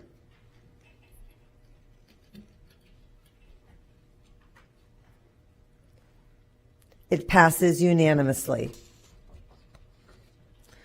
The following items will now be heard. C-101, C-104, C-107, C-108, C-506, C-701, C-702, C-1001, C-1002. 101, interlocal agreement with the City of Tampa and Tampa Bay Workforce Alliance, DBA Career Source of Tampa Bay for the Tampa Fire Rescue Partnership Academy 2023 to 2025. Superintendent Davis will highlight this item. Yes, ma'am, the chair. This is a long-standing relationship that we have with the City of Tampa and Tampa Bay Workforce Alliance, and also in collaboration with Career Source of Tampa Bay. The Tampa Fire and also Hillsborough County Fire stations, they built training facilities, within their realm. And for us, what we do in those training facilities, we go out and they recruit potential firefighters, and we transition, and our instructors go in and teach to be able to create a longer, stronger bench for the City of Tampa and also Hillsborough County Fire community. With that said, what this does is there is a $23,000 ask for us that we pay, and this is all through workforce development to be able to pay our instructors. However, as we recruit individuals that transition and are part of this process, we also are able to recoup some of the money through Department of Education and get FTE for the students that are actively involved through adult education. That money turnkeys and pays for all the instructors and also any directors that we use for EMT as well. So, really thank you to Career Source, because Career Source pays the tuition for any adult that seeks to transition to become a firefighter. And this is just a great, as I said, a great long-standing relationship that we have. Thank you, Superintendent Davis. I need a motion and a second to approve item C-101. I have a motion by Member Washington, and I have a second by Member Rendon. Member Rendon, you pulled this item. Do you have any questions or comments? Yeah, I just want to make comments. I think it's really important that the District of Hillsborough County recognizes what a great program we have here in Hillsborough County to not only to support our students and giving them a way to have a future career, but impacting our whole community, impacting all of Hillsborough County by actually having students walk away from high school with an actual trade that's going to support our entire community. And so I want to make sure that we highlighted this area to make sure that they understand that this is not just putting money into our schools or just putting money into a program, but this program really is benefiting all Hillsborough County residents. With the partnership of Care Source, this partnership in the City of Tampa will provide training facilities, equipment, site consumables. Career Source of Tampa Bay will provide tuition fees, textbooks, tools, uniforms, and supplies for the students, as well as assistance with childcare and transportation. I think that's critical that we make sure that all of the community understands that we are truly preparing students for life in many ways, and this is just one way we're highlighting that. Thank you. Thank you, Member Rendon. Superintendent Davis? Yes, ma'am. And to follow up, Temple Terrace and also Plant City fire departments do not have a training facility. However, we are working alongside them to make certain they're part of our advisory board meetings, and then also trying to figure out what we can do to have ride-alongs as well so students can earn the accreditation hours they need in order for the licensure. So I appreciate the highlight, and this is an opportunity to be able to help our community. Thank you, Superintendent Davis. Please vote when your lights appear. And it passes unanimously. 104, purchase of previously adopted instructional materials for elementary science gap year 2023-2024. Superintendent Davis will highlight this item. Yes, ma'am. In 2018, the board approved the adoption of science instructional materials for elementary. That ends on June 30th, 2023. If we rewind and look what happened in 2020, the Department of Education decided to revise all of their standards in their core content areas. With this said, what they did is also push back one calendar year, the adoption process cycle. So just coming to the board and recognizing that the current contract ends, and to be able to have and fill a gap year as science will be on the forefront of the 24-25 school year, and that process will move forward. So being able to bring a $1.4 million leverage in instructional materials money to be able to fill the gap for one calendar year with the current curriculums that we have, and this is all being able to purchase consumables as we move forward and prepare for the new adoption process. Thank you, Superintendent Davis. I need a motion, a second to approve item C-104. I have a motion by Member Gray. I have a second by Member Rendon. Member Rendon, you pulled this item. Do you have any questions or comments? Yes, thank you.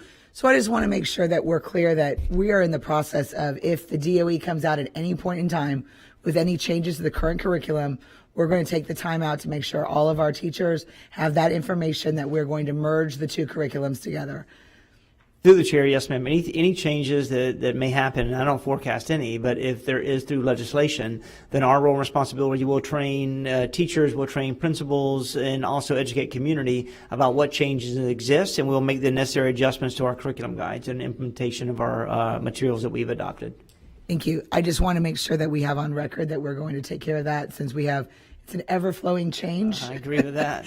And so many things have been adopted and changed within the legislature, as well as the fact that I know the DOE is looking at all of our curriculum on an ongoing basis. And so I want to make sure that we are doing this. And so this is only for a 1 year while we're in process of waiting from the DOE for approved curriculum, correct? That is correct. Okay. Thank you. Thank you, Member Rendon. Please vote when your lights appear.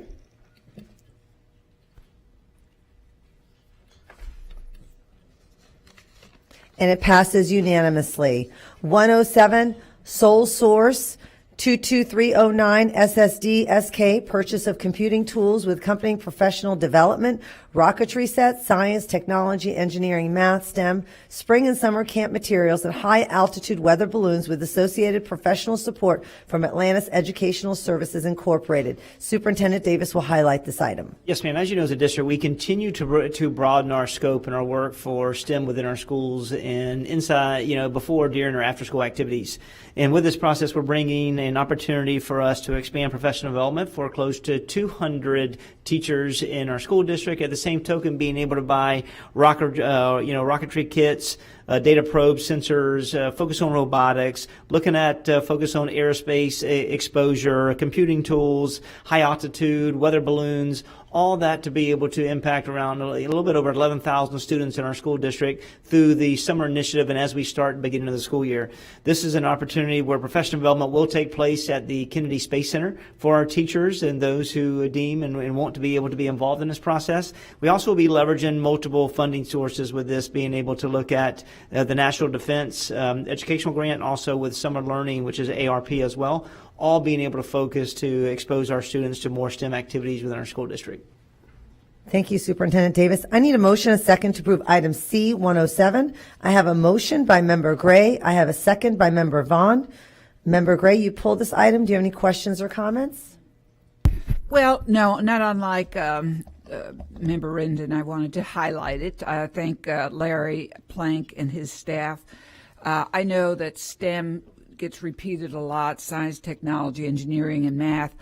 But I also know that last year, and I don't know if Member Hahn remembers, but the state of the region, we had there's 18 regions, but our region was low on innovation and on patents, and I think I mentioned that to you, Superintendent Davis. And this year we have improved. Now, all this is to say, Mr. Plank and team, because Mr. Plank always wants to give his team a lot of credit, as well deserved. When we talk about the inquiry type thinking, the higher level, and we're talking, and I know Superintendent Davis, rocketry, robotics, these are, and being at NASA, connecting that partnership with NASA, what an opportunity for our children. And the fact that you're growing, we haven't yet finished our boundary situation, but perhaps Madison will be a full scale STEM school.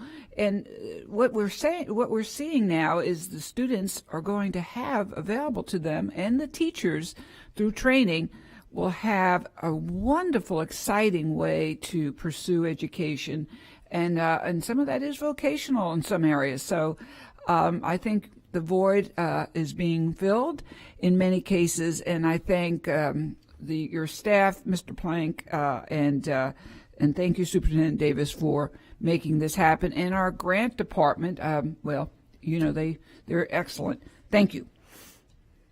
Thank you, Member Gray. Please vote when your lights appear.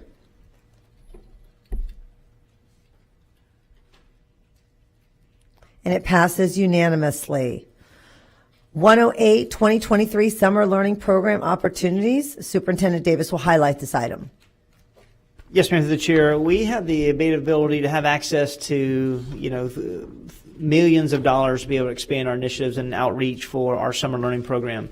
With this said, around ESSER 2 is around $30 million that we will use and leverage to be able to extend so many initiatives at a greater scale. This will also be at the elementary, middle, and high school level, from elementary VPK, third grade recovery, dual language, bridge to biliteracy, being able to look at immigrant camps, nature's classroom camps. We'll have host also with some second to third grade bridge to be able to jumpstart learners. And as we look at the middle school will also offer Algebra Booster, grade enhancement, civics summer camps, STEM camps, nature's classroom, and the list continues. And in high school, a lot of recovery, ACT prep for acceleration. We'll have freshman transition, and then also being able to make certain we have other electives such as driver education. And then the list goes on for students with exceptional disabilities and adult educational programs as well. So this is all geared to being able to address the achievement gap, to be able to continue to make certain students are exposed to our core curriculums, and then we're able to have strengthen our core content and make that continuity of learning continuously through the entire summer.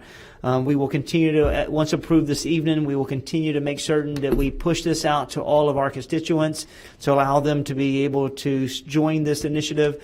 And at the same token, we're going to really work to incentivize all of our teachers and those who work summer school in a more aggressive manner to show our care as a school district. Thank you, Superintendent Davis. I need a motion, a second, to approve item C-108. I have a motion by Member Vaughn. I have a second by Member Rendon. Member Vaughn, Member Gray, and myself pulled this item. We'll go ahead and get started with Member Gray. Member Gray. Okay. Thank you, Madam Chair. This is another really plus for our district and for our students. There's a huge amount of students, mainly due to COVID, that lapse of time in education. But 112,000 students have failed one or more classes, and we are doing something about it. So the large amount of money will be spent to see that our children have those core classes. Superintendent Davis, you mentioned core classes. I think that's so critical right now that we get back to the basics and making sure that their reading level and their numeracy and all the basics get really reminded and taught to them. I also believe too that when we talk about inclusion, this is taken care of as well, because you have the ESE and you have the adult education. You're really kind of including the whole amount, the whole district. So, and those needs. I applaud the diverse amount of subject areas that we're expanding. And there again, I think we're fulfilling the need that is huge within our district and very relevant. So I thank you for putting all this together. Superintendent Davis. Thank you, Member Gray. Member Vaughn. Thank you. First of all, thank you for all the staff who met with me and allowed me to ask a lot of questions, as I'm sure you knew I would have.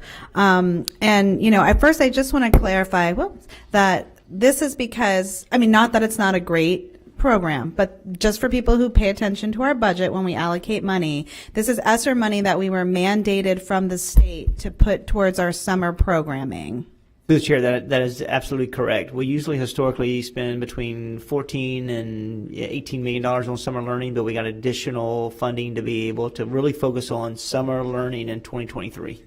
Which again, I think is fantastic, but I just want to clarify, because sometimes when people see us spending money or prioritizing, I just want to be clear with things that this was only allocated for these summer programs per the state. So we had to use it towards that. And I think that you guys did a really good job of trying to cover different age groups. And as Member Gray had mentioned, dual language, ESE, adult learning, all that's really great.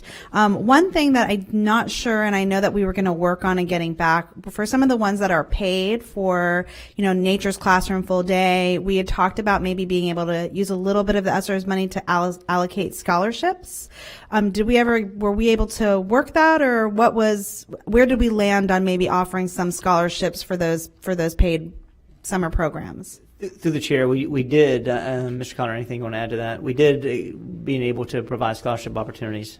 Yeah, so we're still working with Nature's Classroom to do exactly what we discussed in terms of offsetting some of the costs. One of the major allocations budgeted for summer school is the extension for students who are in the program to receive host services at no cost. So that was a major part of our budgeting. And to your point with the Nature's Classroom, we do have a few paid camps, and we're working with Mr. Plank to make sure that we can offset some of those costs and offer some scholarships. Great, thank you. Again, I appreciate all the work and the time to sit with us and make sure that we really understood what was happening here. And thank you for clarifying where the funding's coming from. Thank you, Member Vaughn. Member Rendon?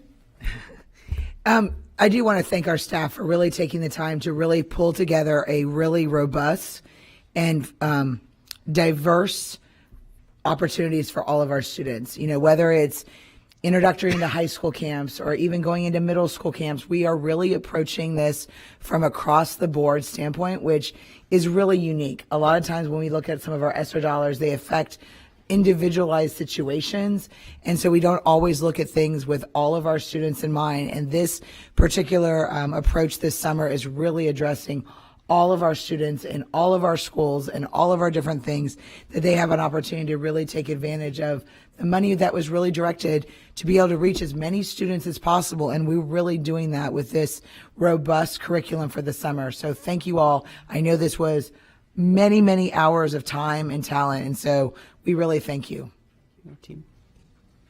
Thank you, Member Rendon. Also, I just wanted to, reiterate what Member Vaughn and Member Rendon said. I think this looks like a really great plan. I've spent quite a bit of time looking at that, looking at the different activities, especially throughout the entire district, and offering that. And I know that teachers are exhausted. So I know we talked a little bit, and Superintendent, can you talk about the compensation and some of the things in order to make sure that we recruit teachers who are motivated and excited to work this summer? Yes, ma'am. And we all know that the way that we see, student performance increase is through high doses of high quality teaching every single day. So one of the recruiting mechanisms that we'll implement this summer will be $35 an hour for our teachers, plus an additional $50 a day bonus. So, being able to get our teachers, I know that they work tremendously hard every day. And this is also inclusive of not only our teachers, but also our support staff with bus drivers, food nutrition, and everyone actively involved in our summer schools. This is a way just to show and demonstrate that we appreciate them and we know the summer is theirs, but our students need them every single day and every chance that we can. Thank you very much. I think that's really critical in making sure that our instructional and non-instructional staff, when they're giving up their summers, they are compensated and appreciated for that. Thank you. Please vote when your lights appear.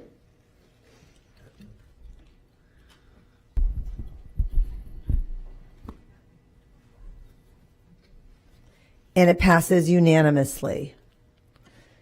506, Agreement 23033 XMT DST IV with Extravaganza Productions Incorporated for the 2022-2023 graduation rehearsals and ceremonies. Superintendent Davis will highlight this item. Yes, Madam Chair. Last meeting we brought to be able to agreement to be able to rent the facilities for our graduation coming up, and we have so many 30-plus graduations that will take place at the State Fairgrounds.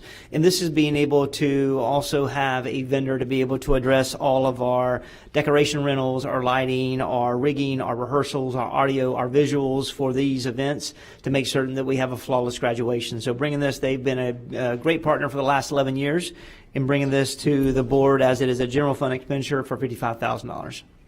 Thank you, Superintendent Davis. I need a motion and a second to approve item C506. I have a motion by Member Washington. I have a second by Member Gray. Any discussion? Member Gray? Oh, no? Okay. Please vote when your lights appear. I went fast. Oh, quick. Thank you. And it passes unanimously. 701, approve amendment number 1, 22211 PSA IV occupational physicals and drug testing agreement. Superintendent Davis will highlight this item. Yes, ma'am. Through the chair, historically we've had two vendors to be able to help us with having any pre-employment examinations that are necessary for our workforce.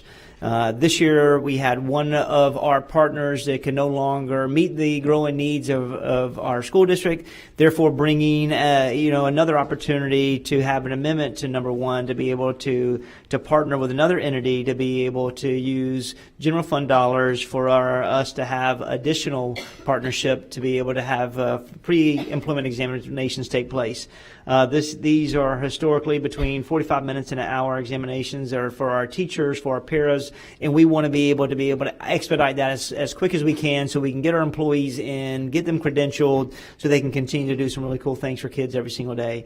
One thing is Concentra Medical Center that we will partner with has 13 places throughout the district so that it'll be able to expedite this process, and we'll continue to use Baycare as we continue our growing needs. Also, they do drug testing as well for anyone that drives a CDL or any car accidents or OPS examinations that need to take place. And this partnership just allows us to expedite all those elements to be more efficient within our district. Thank you, Superintendent Davis. I need a motion and a second to approve item C701. I have a motion by Member Rendon. I have a second by Member Washington. Any discussion? Please vote when your lights appear.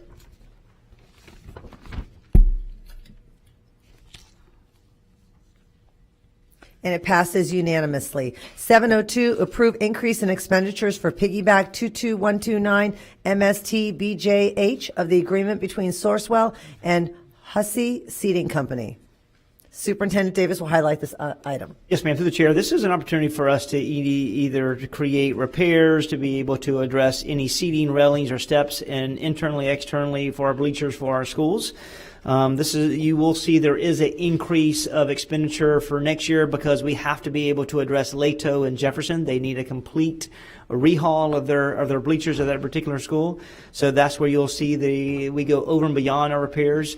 We know that one of our schools that I just mentioned, I believe it was Lato, that could not even host senior night at their high school for basketball because their bleachers broke, and we just didn't have the parts or the ability to be able to get them back out. So openly, this allows us to be able to address those two schools and to continuously be able to address all the repairs within our schools for internal, external bleachers. Thank you, Superintendent Davis. I need a motion and a second to approve item C702. I have a motion by Member Washington. I have a second by Member Rendon. Member Vaughn and Member Rendon, you pulled this item. Go ahead. We'll begin with Member Vaughn.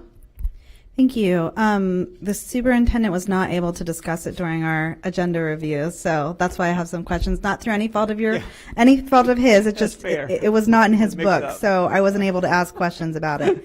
So I'm trying to understand. When I was looking over the contract PGB, have we piggybacked this since 2019? Because that date's all over that instrument that we have in here, even though it's signed 2023. Yes, we bring it back every year. This is the next re-up, the last year on a 5-year of 1-year renewals. Okay. Since 2019, this is the 5th year. This will be the last year we can extend it 1 more year. Okay, so we started in 2019. Every year we come back, and they've been replacing our seating in all of our schools. So I saw where it said Lato, and I was confused because it was it's asking to be approved for $1 million, and I saw it was about $500,000. I didn't see anywhere on the documentation the other school that you're anticipating is Jefferson. It's my fault. I told Superintendent Davis it was Jefferson. It was actually Gaither that had the failure. That's my fault, 100%.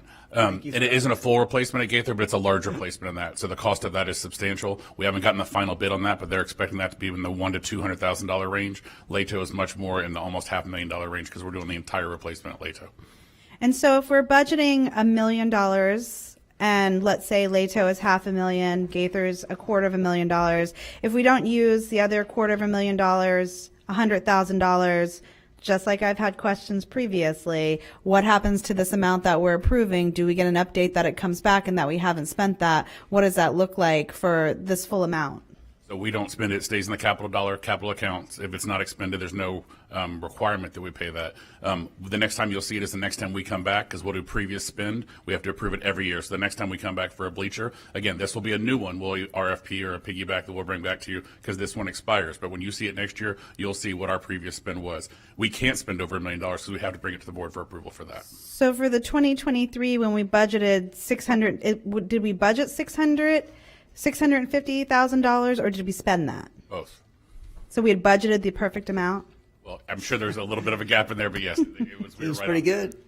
And then, so my final question on this is, once again, are we sure this is the lowest price? If we've been piggyback with this agreement for 5 years and they've been a sole source provider, how do we know that there aren't providers locally, once again, that might be providing us something that's affordable, or, how are we guaranteeing, if we're doing 5-year piggyback agreements, that we're getting the best price, especially if we're bypassing our local workforce or our local companies to make arrangements with us? Have we checked the prices? Did we go out to the community? How do we know we're getting the best price on this? Well, there's two parts to that, and that's a legitimate question that we have about local vendors, because we always, especially in operations, love to use local vendors.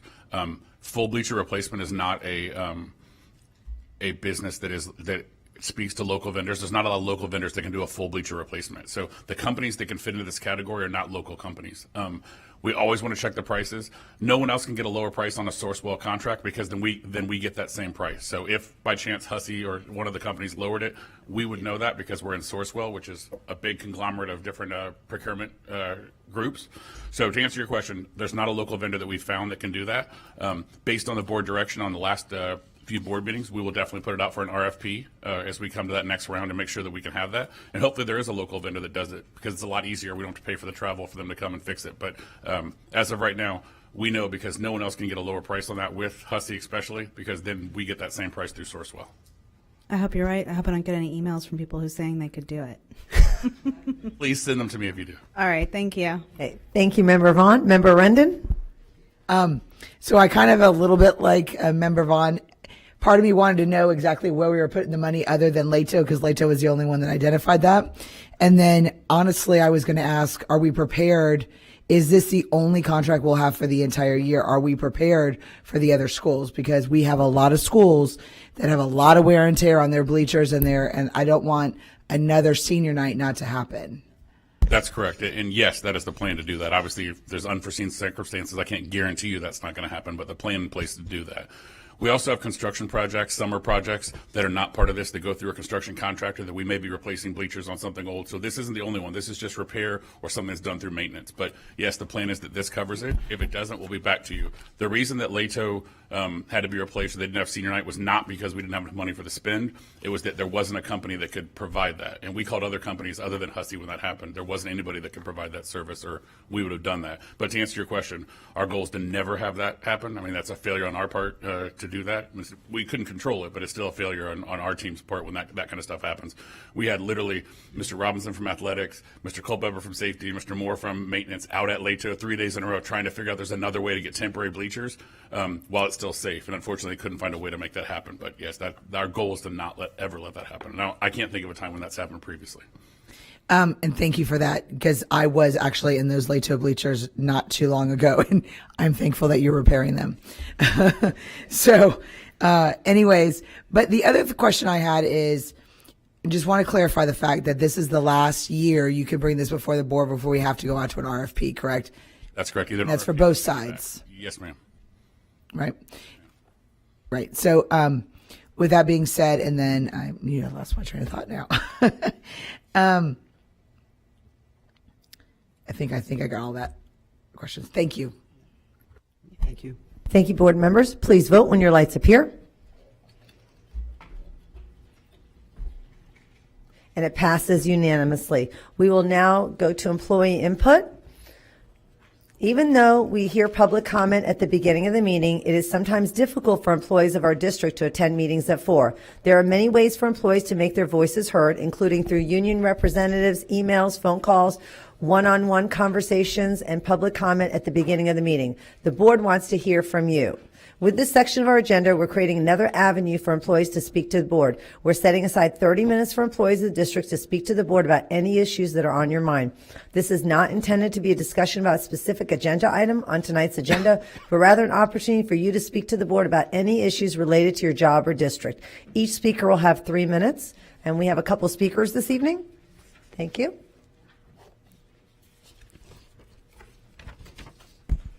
Hi, I'm Carissa Denica from Gaither High School. I didn't know our bleachers had an issue. It's on the other side of the school, though. So first, I am ecstatic to be able to come up here and say that we're past impasse, that we're working towards ratification, that on the next school board meeting, which I will not be at because I'm going on a trip, you guys should be voting on it. And I don't want to seem like I am being negative because I know it's going to come off that way, but I want to kind of make you aware, or maybe you're probably aware, but really kind of point out the fact that right now teachers start at $47,500, and if they go through at 23 years and hopefully go and retire in the system, they only end up at $68,000. I don't know of another kind of job that would only earn $20,000 more as a final push towards that.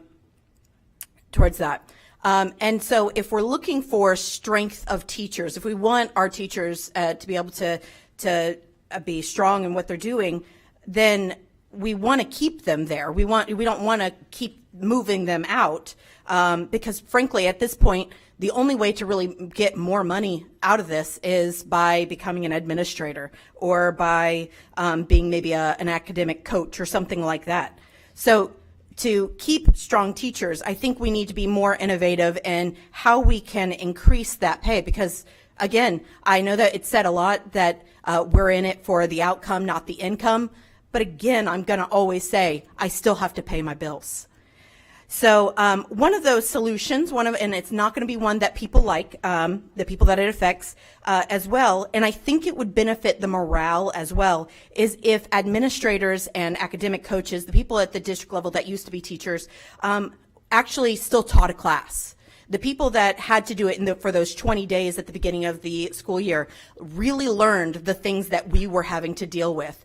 And I talked to my administrators about it too, and one of them said that would be great because what's that going to do? They're going to be involved with those students. They're going to know their students a whole lot better, and not just the kids that are in their office, but because of the fact that they are going on. They're going to have to know how you guys want us to differentiate and everything else without just judging us on it. There's a difference between judging and criticizing, right? We all know this, than actually doing that work. With my last 20 seconds, I want to just suggest, obviously we've got these books coming in, right, all the time. We go through this system. However, I don't want my kid to really read some of those things either. However, I don't want to determine what other people's kids can read either. So what we really need is some kind of electronic format for the parents that are concerned on what their kids are reading, that they can actually see. Thank you so much. Thank you very much. Next speaker.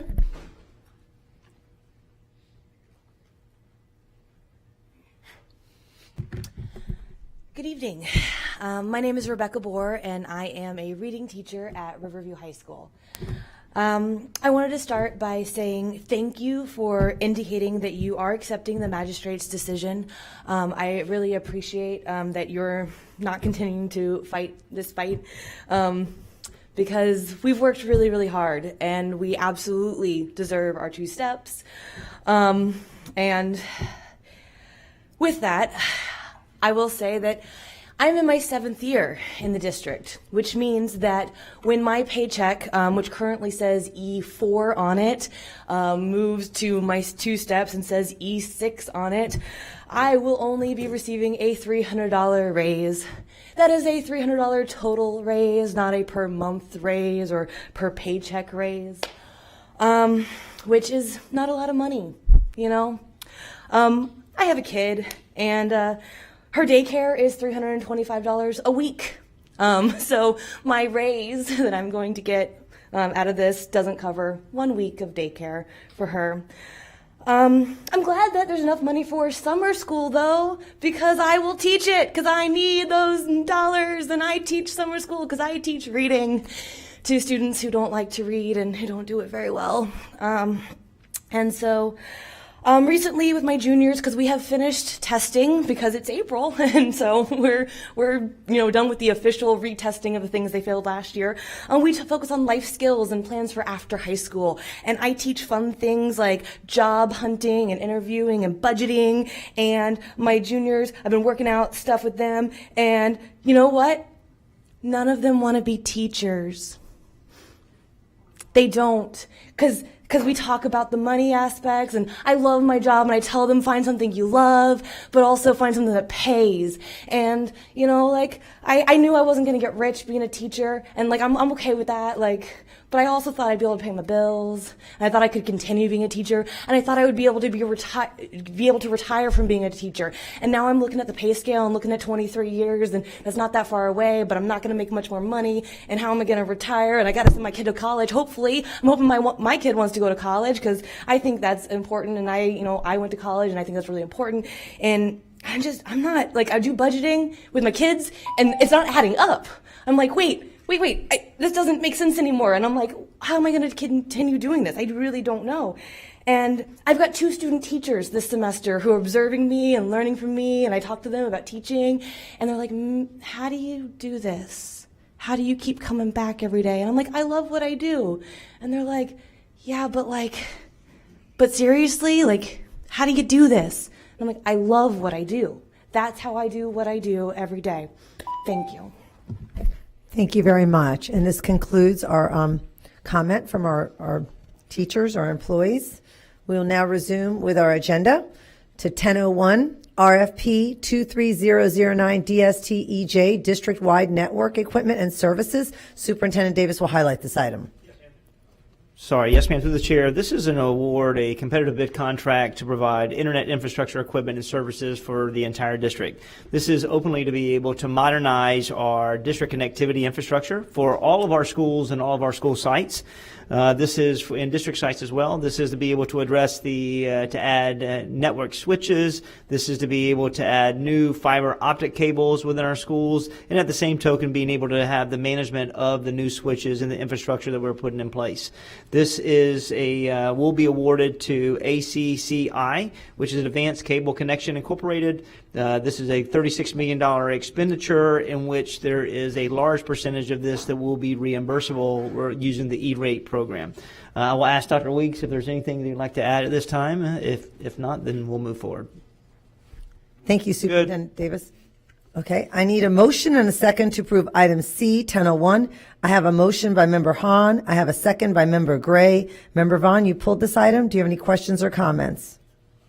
Well, Mr. Weeks met with me and assured me that with our E-rate, we're getting a lot of money back and that it's coming out of capital expenses. So for Member Washington's birthday, I'm not going to ask any more questions. And through the chair, sorry. The chair, that is, thank you for recognizing that, Member Vaughn. It is, it's a $36 million expenditure. Around $28.8 million will be recoupable and reimbursable to our school district, so we'll spend a little bit over $7 million to put new infrastructure into this entire district, which we need. Thank you, Member Vaughn. Members, please vote when your lights appear.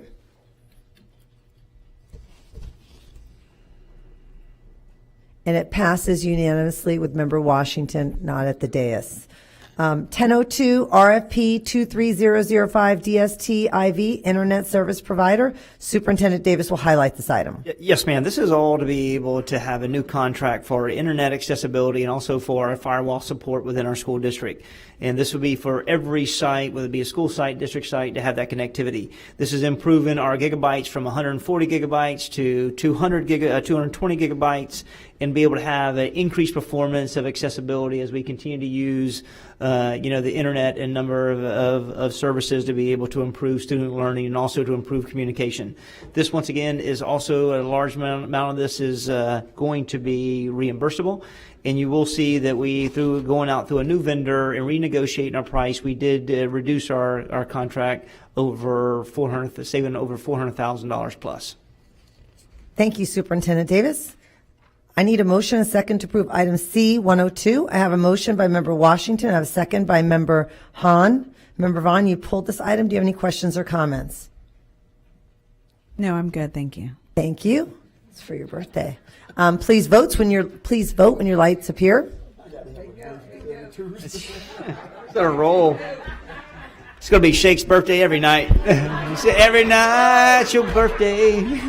Oh, happy birthday, Shake. Like 500 years old. And it passes unanimously. Thank you. We will now move to board, superintendent and board comments. Superintendent Davis? Yes, ma'am. Through the board, I know there's a lot of confusion at our special called board meeting as related to our book challenge. I just want to take an opportunity to clear this up for the board and also the public. As we know that there was a parent that challenged this process at one of our middle schools in our district. When that challenge process reached the board level, I initially recommended this book not to be age appropriate for any middle schools within our school district because our students that we serve in middle school are 11 years of age. We understand that Hillsborough County is a large school district, really rich and diverse, and my recommendation was to being able to make certain that that schools have accessibility to age-appropriate content.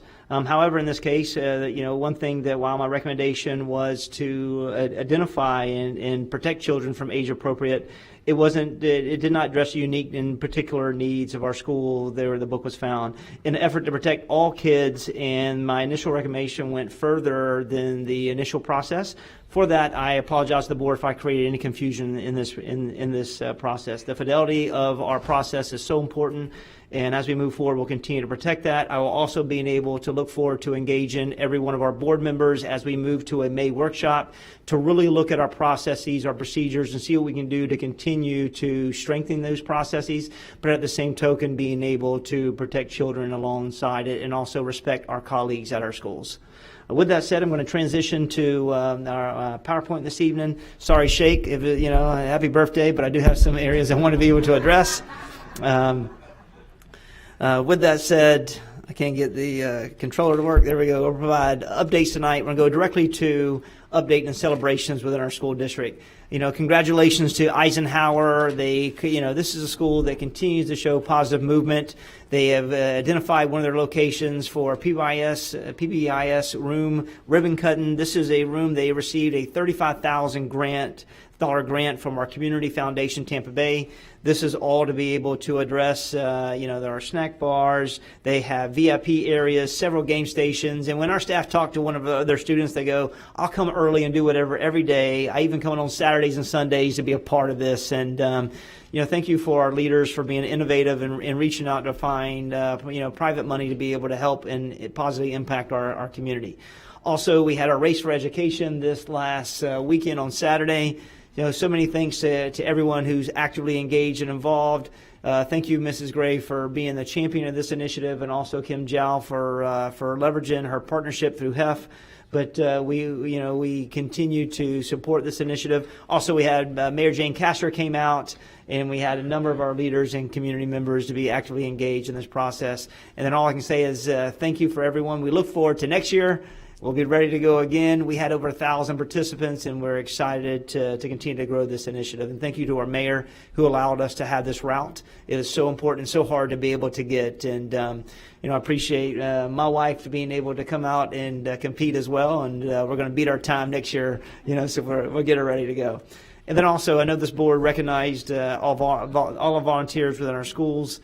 In our community, we had over 41,000 volunteers in our school district, over 300,000 volunteers as well, and $9 million value to our district. And so we thank everyone who continues to help us educate our children, keep them safe every single day, being able to address their needs. And we had a number of recipients that were recognized from the Department of Education, Family and Community Involvement, where the Elementary Award for Parent Resource Center went to Mort Elementary School. They continue to do really cool things out there for that connectivity. Our secondary awards was at Chamberlain as well, for Chamberlain Legacy Alliance, who has great connectivity. And then also for the Outstanding School Volunteer of the Year, the Youth Volunteer Award goes to Langston Burke, who is a student at Steinbrenner High School, Senior High School, who went to Potter Elementary and goes to Potter to be able to provide supports. The Adult Volunteer Award is Michelle Frenzy. Frinsky, who is at Willis Peters Exceptional Center. Then Senior Volunteer Award is Janice Salias, who is at Colson. And then also we have a number of our Shining Star Awards for Outstanding Volunteer of the Year, which is Barbara Howard for Migrant Educational Programs, and for our school volunteer is Susan Burketti from Claywell Elementary School. Thank you to everyone and each of you. Congratulations, and we look forward to continuing our partnership for children. And also we want to remind all of our constituents who are watching that our application process for our choice window, while it launched on March the 8th, it continues to April 30th. Please take full advantage of this process. That is so important. We have so many initiatives and programs that we offer to our children. And, we thank you for our schools for their flexibility for extending this window and being able to acknowledge children. And a major celebration as we always look at analytics for improving student achievement, student performance. And I want to be able to share the college and career acceleration. We've continued to move the needle since 2017, and the last 3 years being more aggressive for what we offer children related to CTE courses in middle school, high schools, and also do enrollment courses, ACE, IB, AP courses. We thank our master schedulers for making certain this is a priority and give them more accessibility to students who've never had access to these types of courses within our school district. And we see that last year's top performers are Leonard, Wharton, and Jefferson. Thank you for that commitment within your schools. And then if you look at a 5-year growth, we just see systemic movement for our high schools for making this a priority. So congratulations. And Wharton having a 31% increase in the last 5 years, which is really major as we continue to move the needle. And then with that said, this is as our teacher said, the time of year that we start to assess for our state assessments. And just want to make certain that our community is well aware of what's in front of us. We will begin to start the FAST assessment on April 17th, and that will cover all the way through May, not only through looking at science, civics, history, Algebra 1, mathematics, ELA literacy, but we also have AP exams that will be in the forefront and other examinations for our students that will run all the way to May. And we thank our students for being geared and ready ready to perform, and our teachers for helping our children have that confidence to be successful. And I want to thank the board for allowing us to recognize Morin and Newsom High School, for them to be able to travel and just have field experiences to be able to improve their overall knowledge and how to be able to compete inside and outside of our classrooms. So thank you so very much. And then also about fiscal responsibility, we had an opportunity to have an elementary music banquet. I know some of you were able to attend, and I just want to play this short video and thank Tracy for what she does every single day, and John as well for them and what they implement. Pablo, I'm sorry, we'll be able to play this.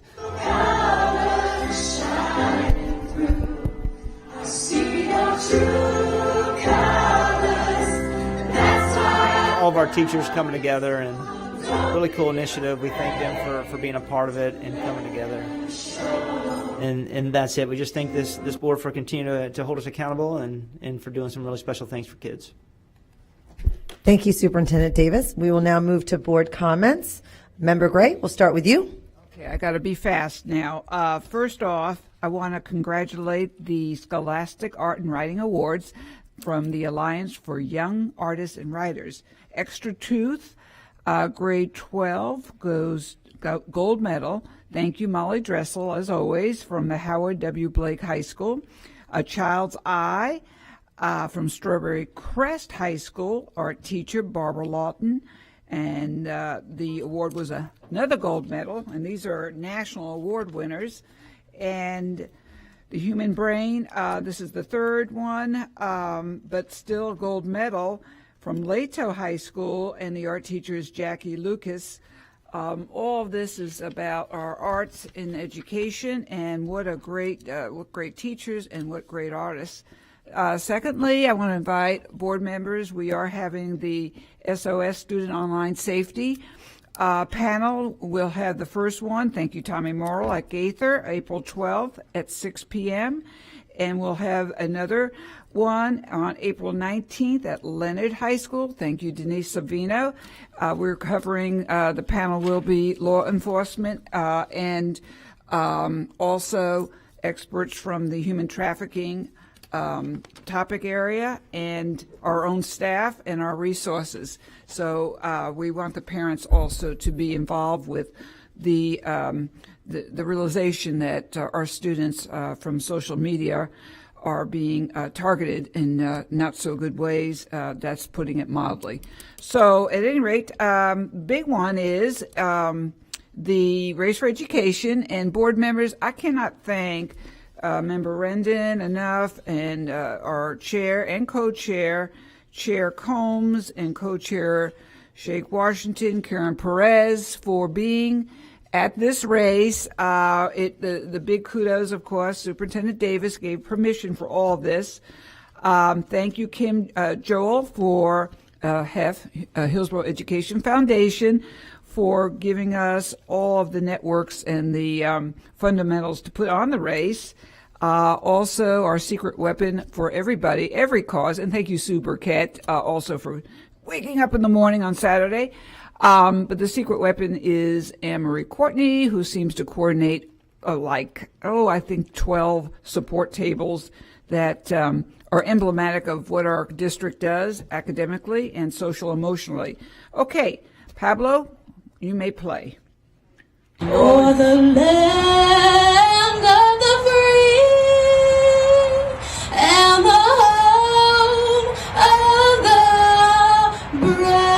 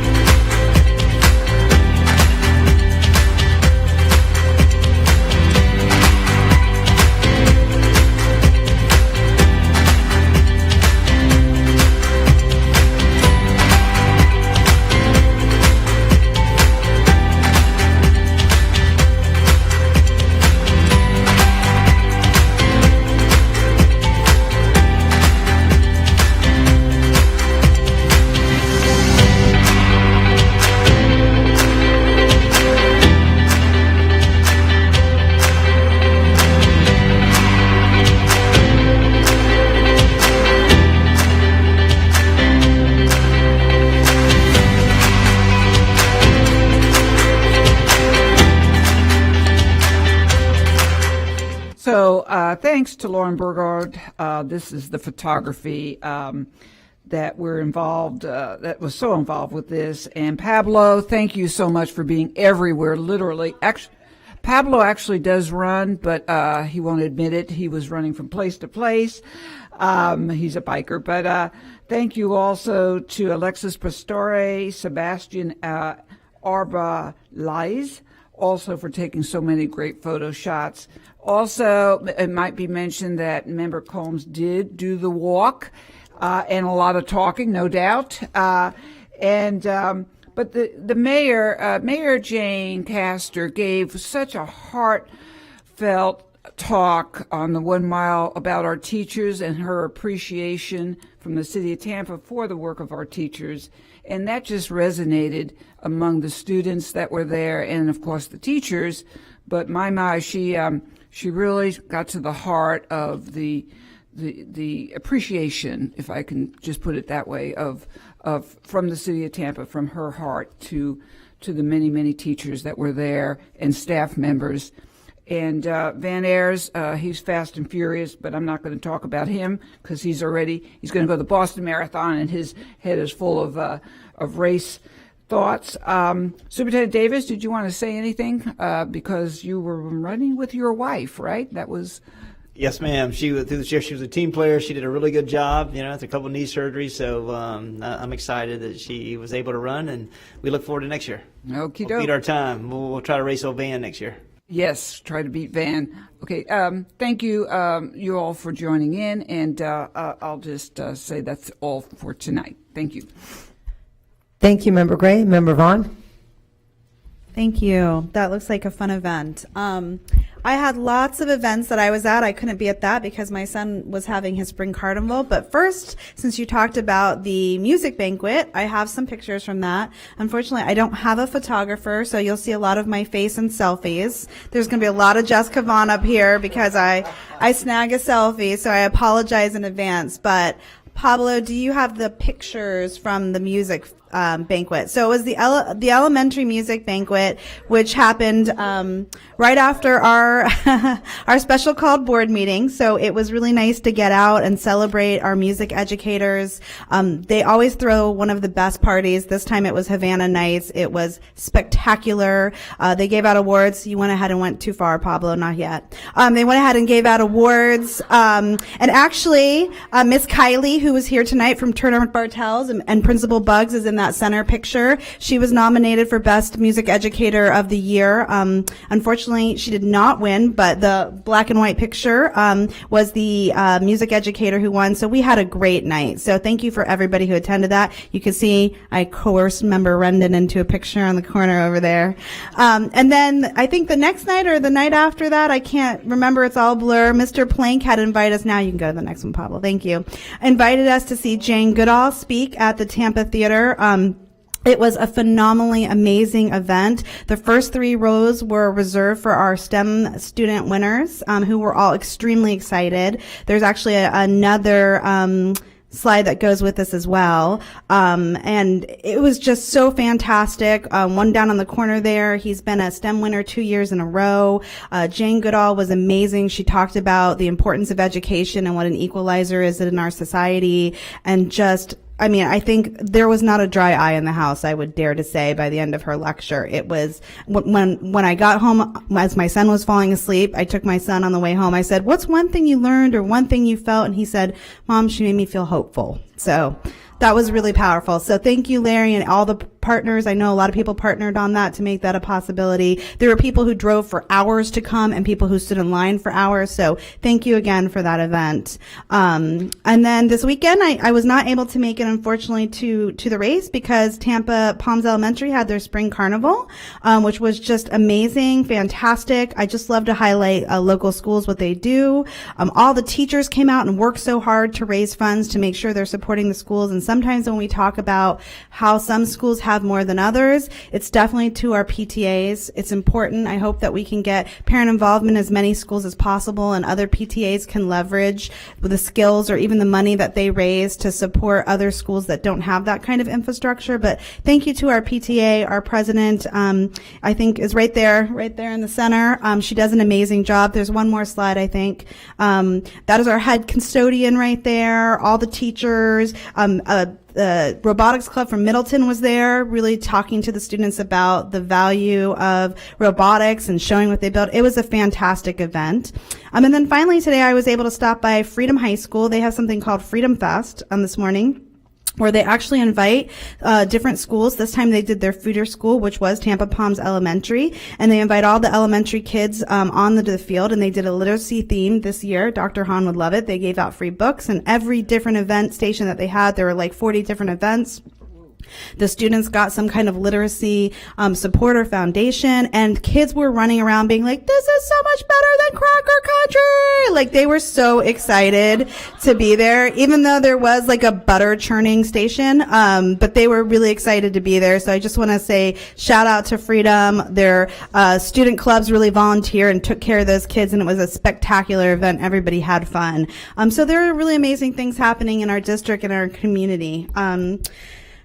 I have some other things that I was going to talk about, but I'm going to save those for another meeting for Mr. Washington again. But I do want to say, happy Ramadan to those who celebrate. This month is the month of Ramadan, and I've posted ways that teachers can make sure that they're supporting our students. Our students are fasting, and they're not allowed any food or water throughout the month. So please make sure that you're sensitive to that. And also to everyone who celebrates, happy Easter. I know that's coming up. My son's pretty excited. I still do some stuff. So I just wanted to say, for everybody who has celebrations this month, happy celebrations. And thank you again to all our teachers and our employees and all of our staff who are really the hearts of our school, to our staff here who all makes this happen. Thank you so much. Thank you, Member Vaughn. Member Hahn? Thank you, Member Combs. Member Vaughn, you rocked that hat pretty well. I like hats, and I like that summer spring hat.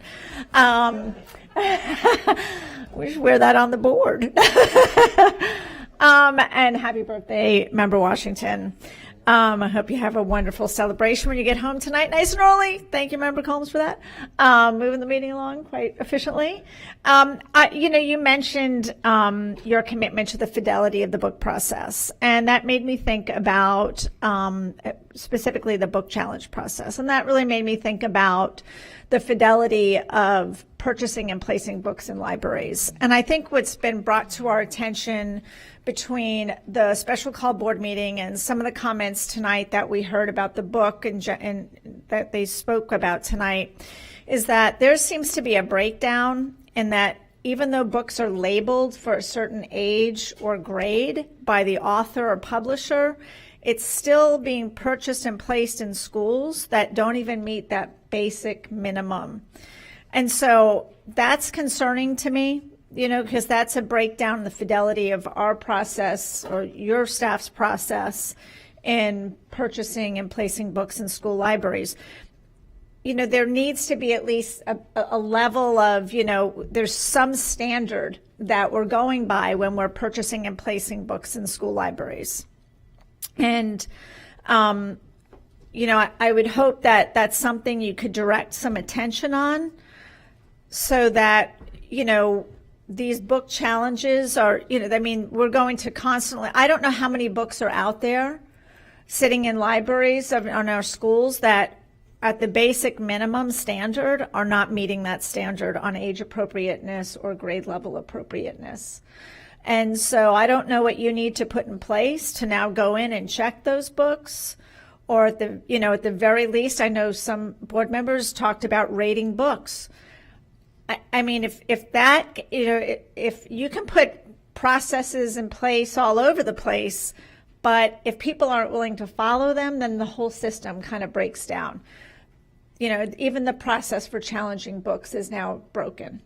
So I hope we can address this at all the different levels, because I think that it was just obvious to me between our discussion at the special call board meeting that book happened to be recommended for 14 and older, and this book they spoke about tonight was also an older age. I think they said 16 and then or young adult.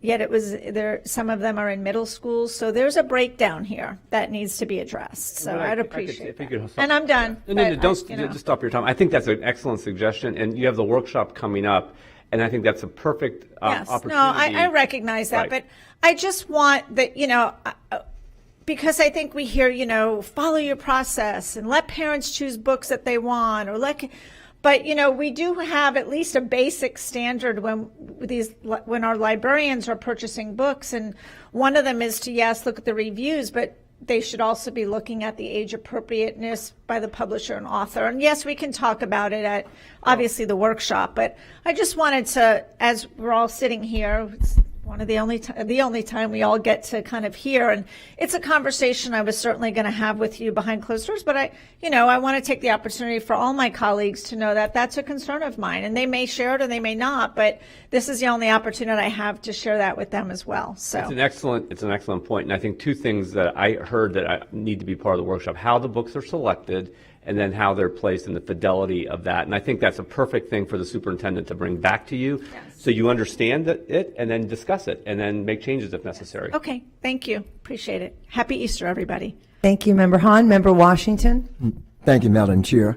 Pablo, we have the 3D Zion from Shannon Peck, a possible video. We have a video about Zion Cemetery. We believe to be Tampa's first African-American cemetery that was created in 1901 to serve the thriving African-American community of Doberville and Robles Pond. Richard Doby, a prominent African-American businessman, set aside approximately 2.5 acres for the Zion Cemetery. And on the screen, you can see you have a code where you can scan it, and then you can view the video about the Zion Cemetery. Again, thank you very much. I'm going to be real short tonight, and thank y'all, and hopefully we have a good evening. Thank you. Thank you, Member Washington. Member Rendon? Sorry, I was laughing. We were trying to get the scan on the little screen. We didn't get the scan. Thank you, Member Hahn, for addressing that. I think it's critically important that we really focus, and that was something I think this board really tried to do last week, was really focus on the policies and procedures and the laws and the rules of the state of Florida. And that's what we need to make sure that we're always doing and we're always conscious of. And so that's something that I want to make sure that our public understands, that when this board looks at different items, different agenda items, we are constantly going back to the rules from the Department of Education and the actual state laws that come down to us that we are bound to follow. That is where our guidelines lie. So thank you, Member Hahn, for bringing that to our attention of something that it's the fidelity of the process, which is huge, and we want to make sure that we do that to the best of our ability. I also want to thank Member Gray. The run was phenomenal.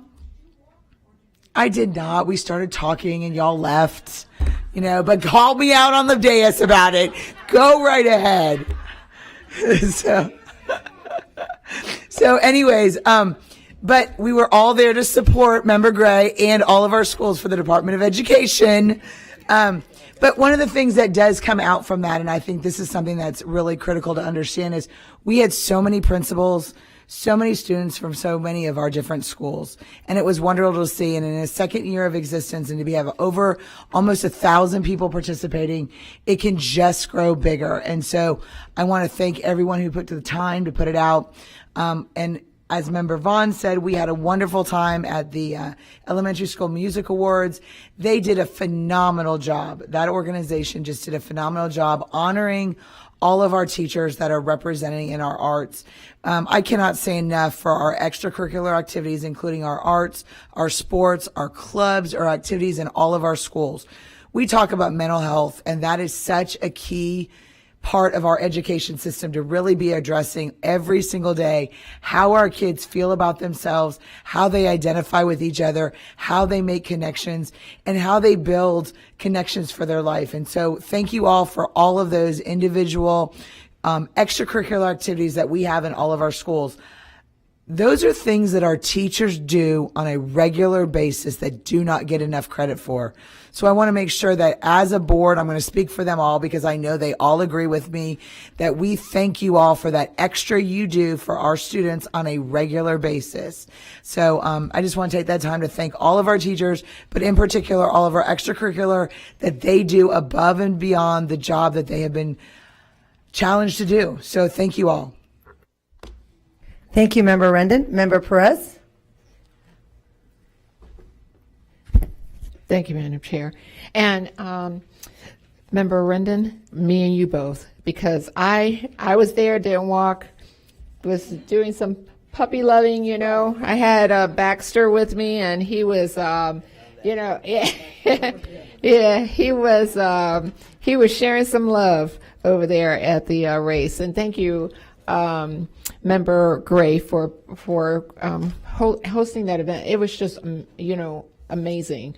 Seeing everyone come out and really participate. Yesterday I had my cyber task force committee, and we talked about ghost apps. You know, parents, there's some apps that our children download onto their phones that hide pictures, that it hides information, it hides, and we talked about that yesterday during our cyber task force, and it would, I just encourage you to go back and look at that at that meeting to get some information on those ghost apps, where to find them, what they look like, to really help you and inform you as parents. Second, I want to share a concern I have, Superintendent, with our students. When you talk about student achievement and student performance, we have about 300 children that are bused to New Tampa from the Fletcher USF area. These buses pick up our children about 6:12 in the morning for a start time of school of 7:40. And in the afternoon, many of those students don't get dropped off till after 3 p.m. when their schools get out at 2:10. There's a problem here. When the buses are running late and they get to their school, many of our students, first of all, depend on the breakfast from the schools. They don't get there till after breakfast, and sometimes after the first period has started, or even later. And many of our students are failing first period class due to no fault of their own.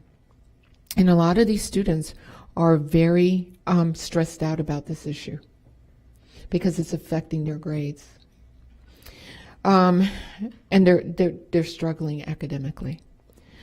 When our students from the Fletcher USF area are moved from Title I schools, Title I schools have supports in place to support a lot of these students and their families. But when they're moved across town, they lose those supports. They lose those supports that they and their family are receiving. And but also they're not getting that same educational piece because they lose out on that first period. And then when they get home, they're stressed out. So things start happening. They start fighting in school. They get stressed out on the bus. And I'm going to say this as well. A lot of these parents have never set foot in these schools because they can't get to these schools. I have parents that have never seen the inside of their children's schools or don't even know where these schools are. So I want you to think about this and how we could not only help our students in their achievement, but also their parents in the support, because this is becoming an issue when we're talking about almost 300 students. So if we can have a conversation about this and how we're going to help our students, I really appreciate it. Okay. And that is it for me. Oh, and happy Passover for everyone. Thank you.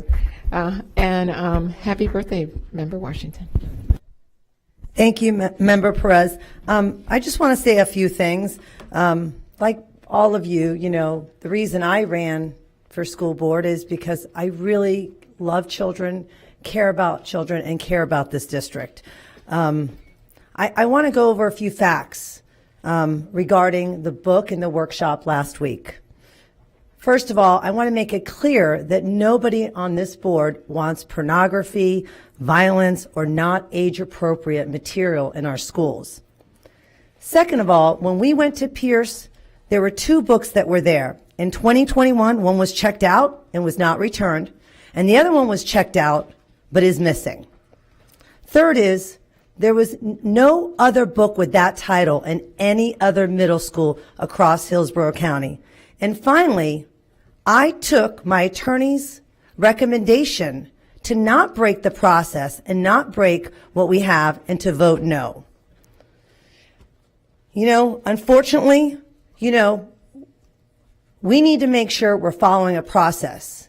We live in a democracy. This is America. I was born in a third world country, have traveled to other communist countries. We live in a democracy where choices are made and we follow processes. So Superintendent Davis, I want to say that I was completely blindsided last week when I thought we came into a meeting where a book was being challenged at the school and not district-wide.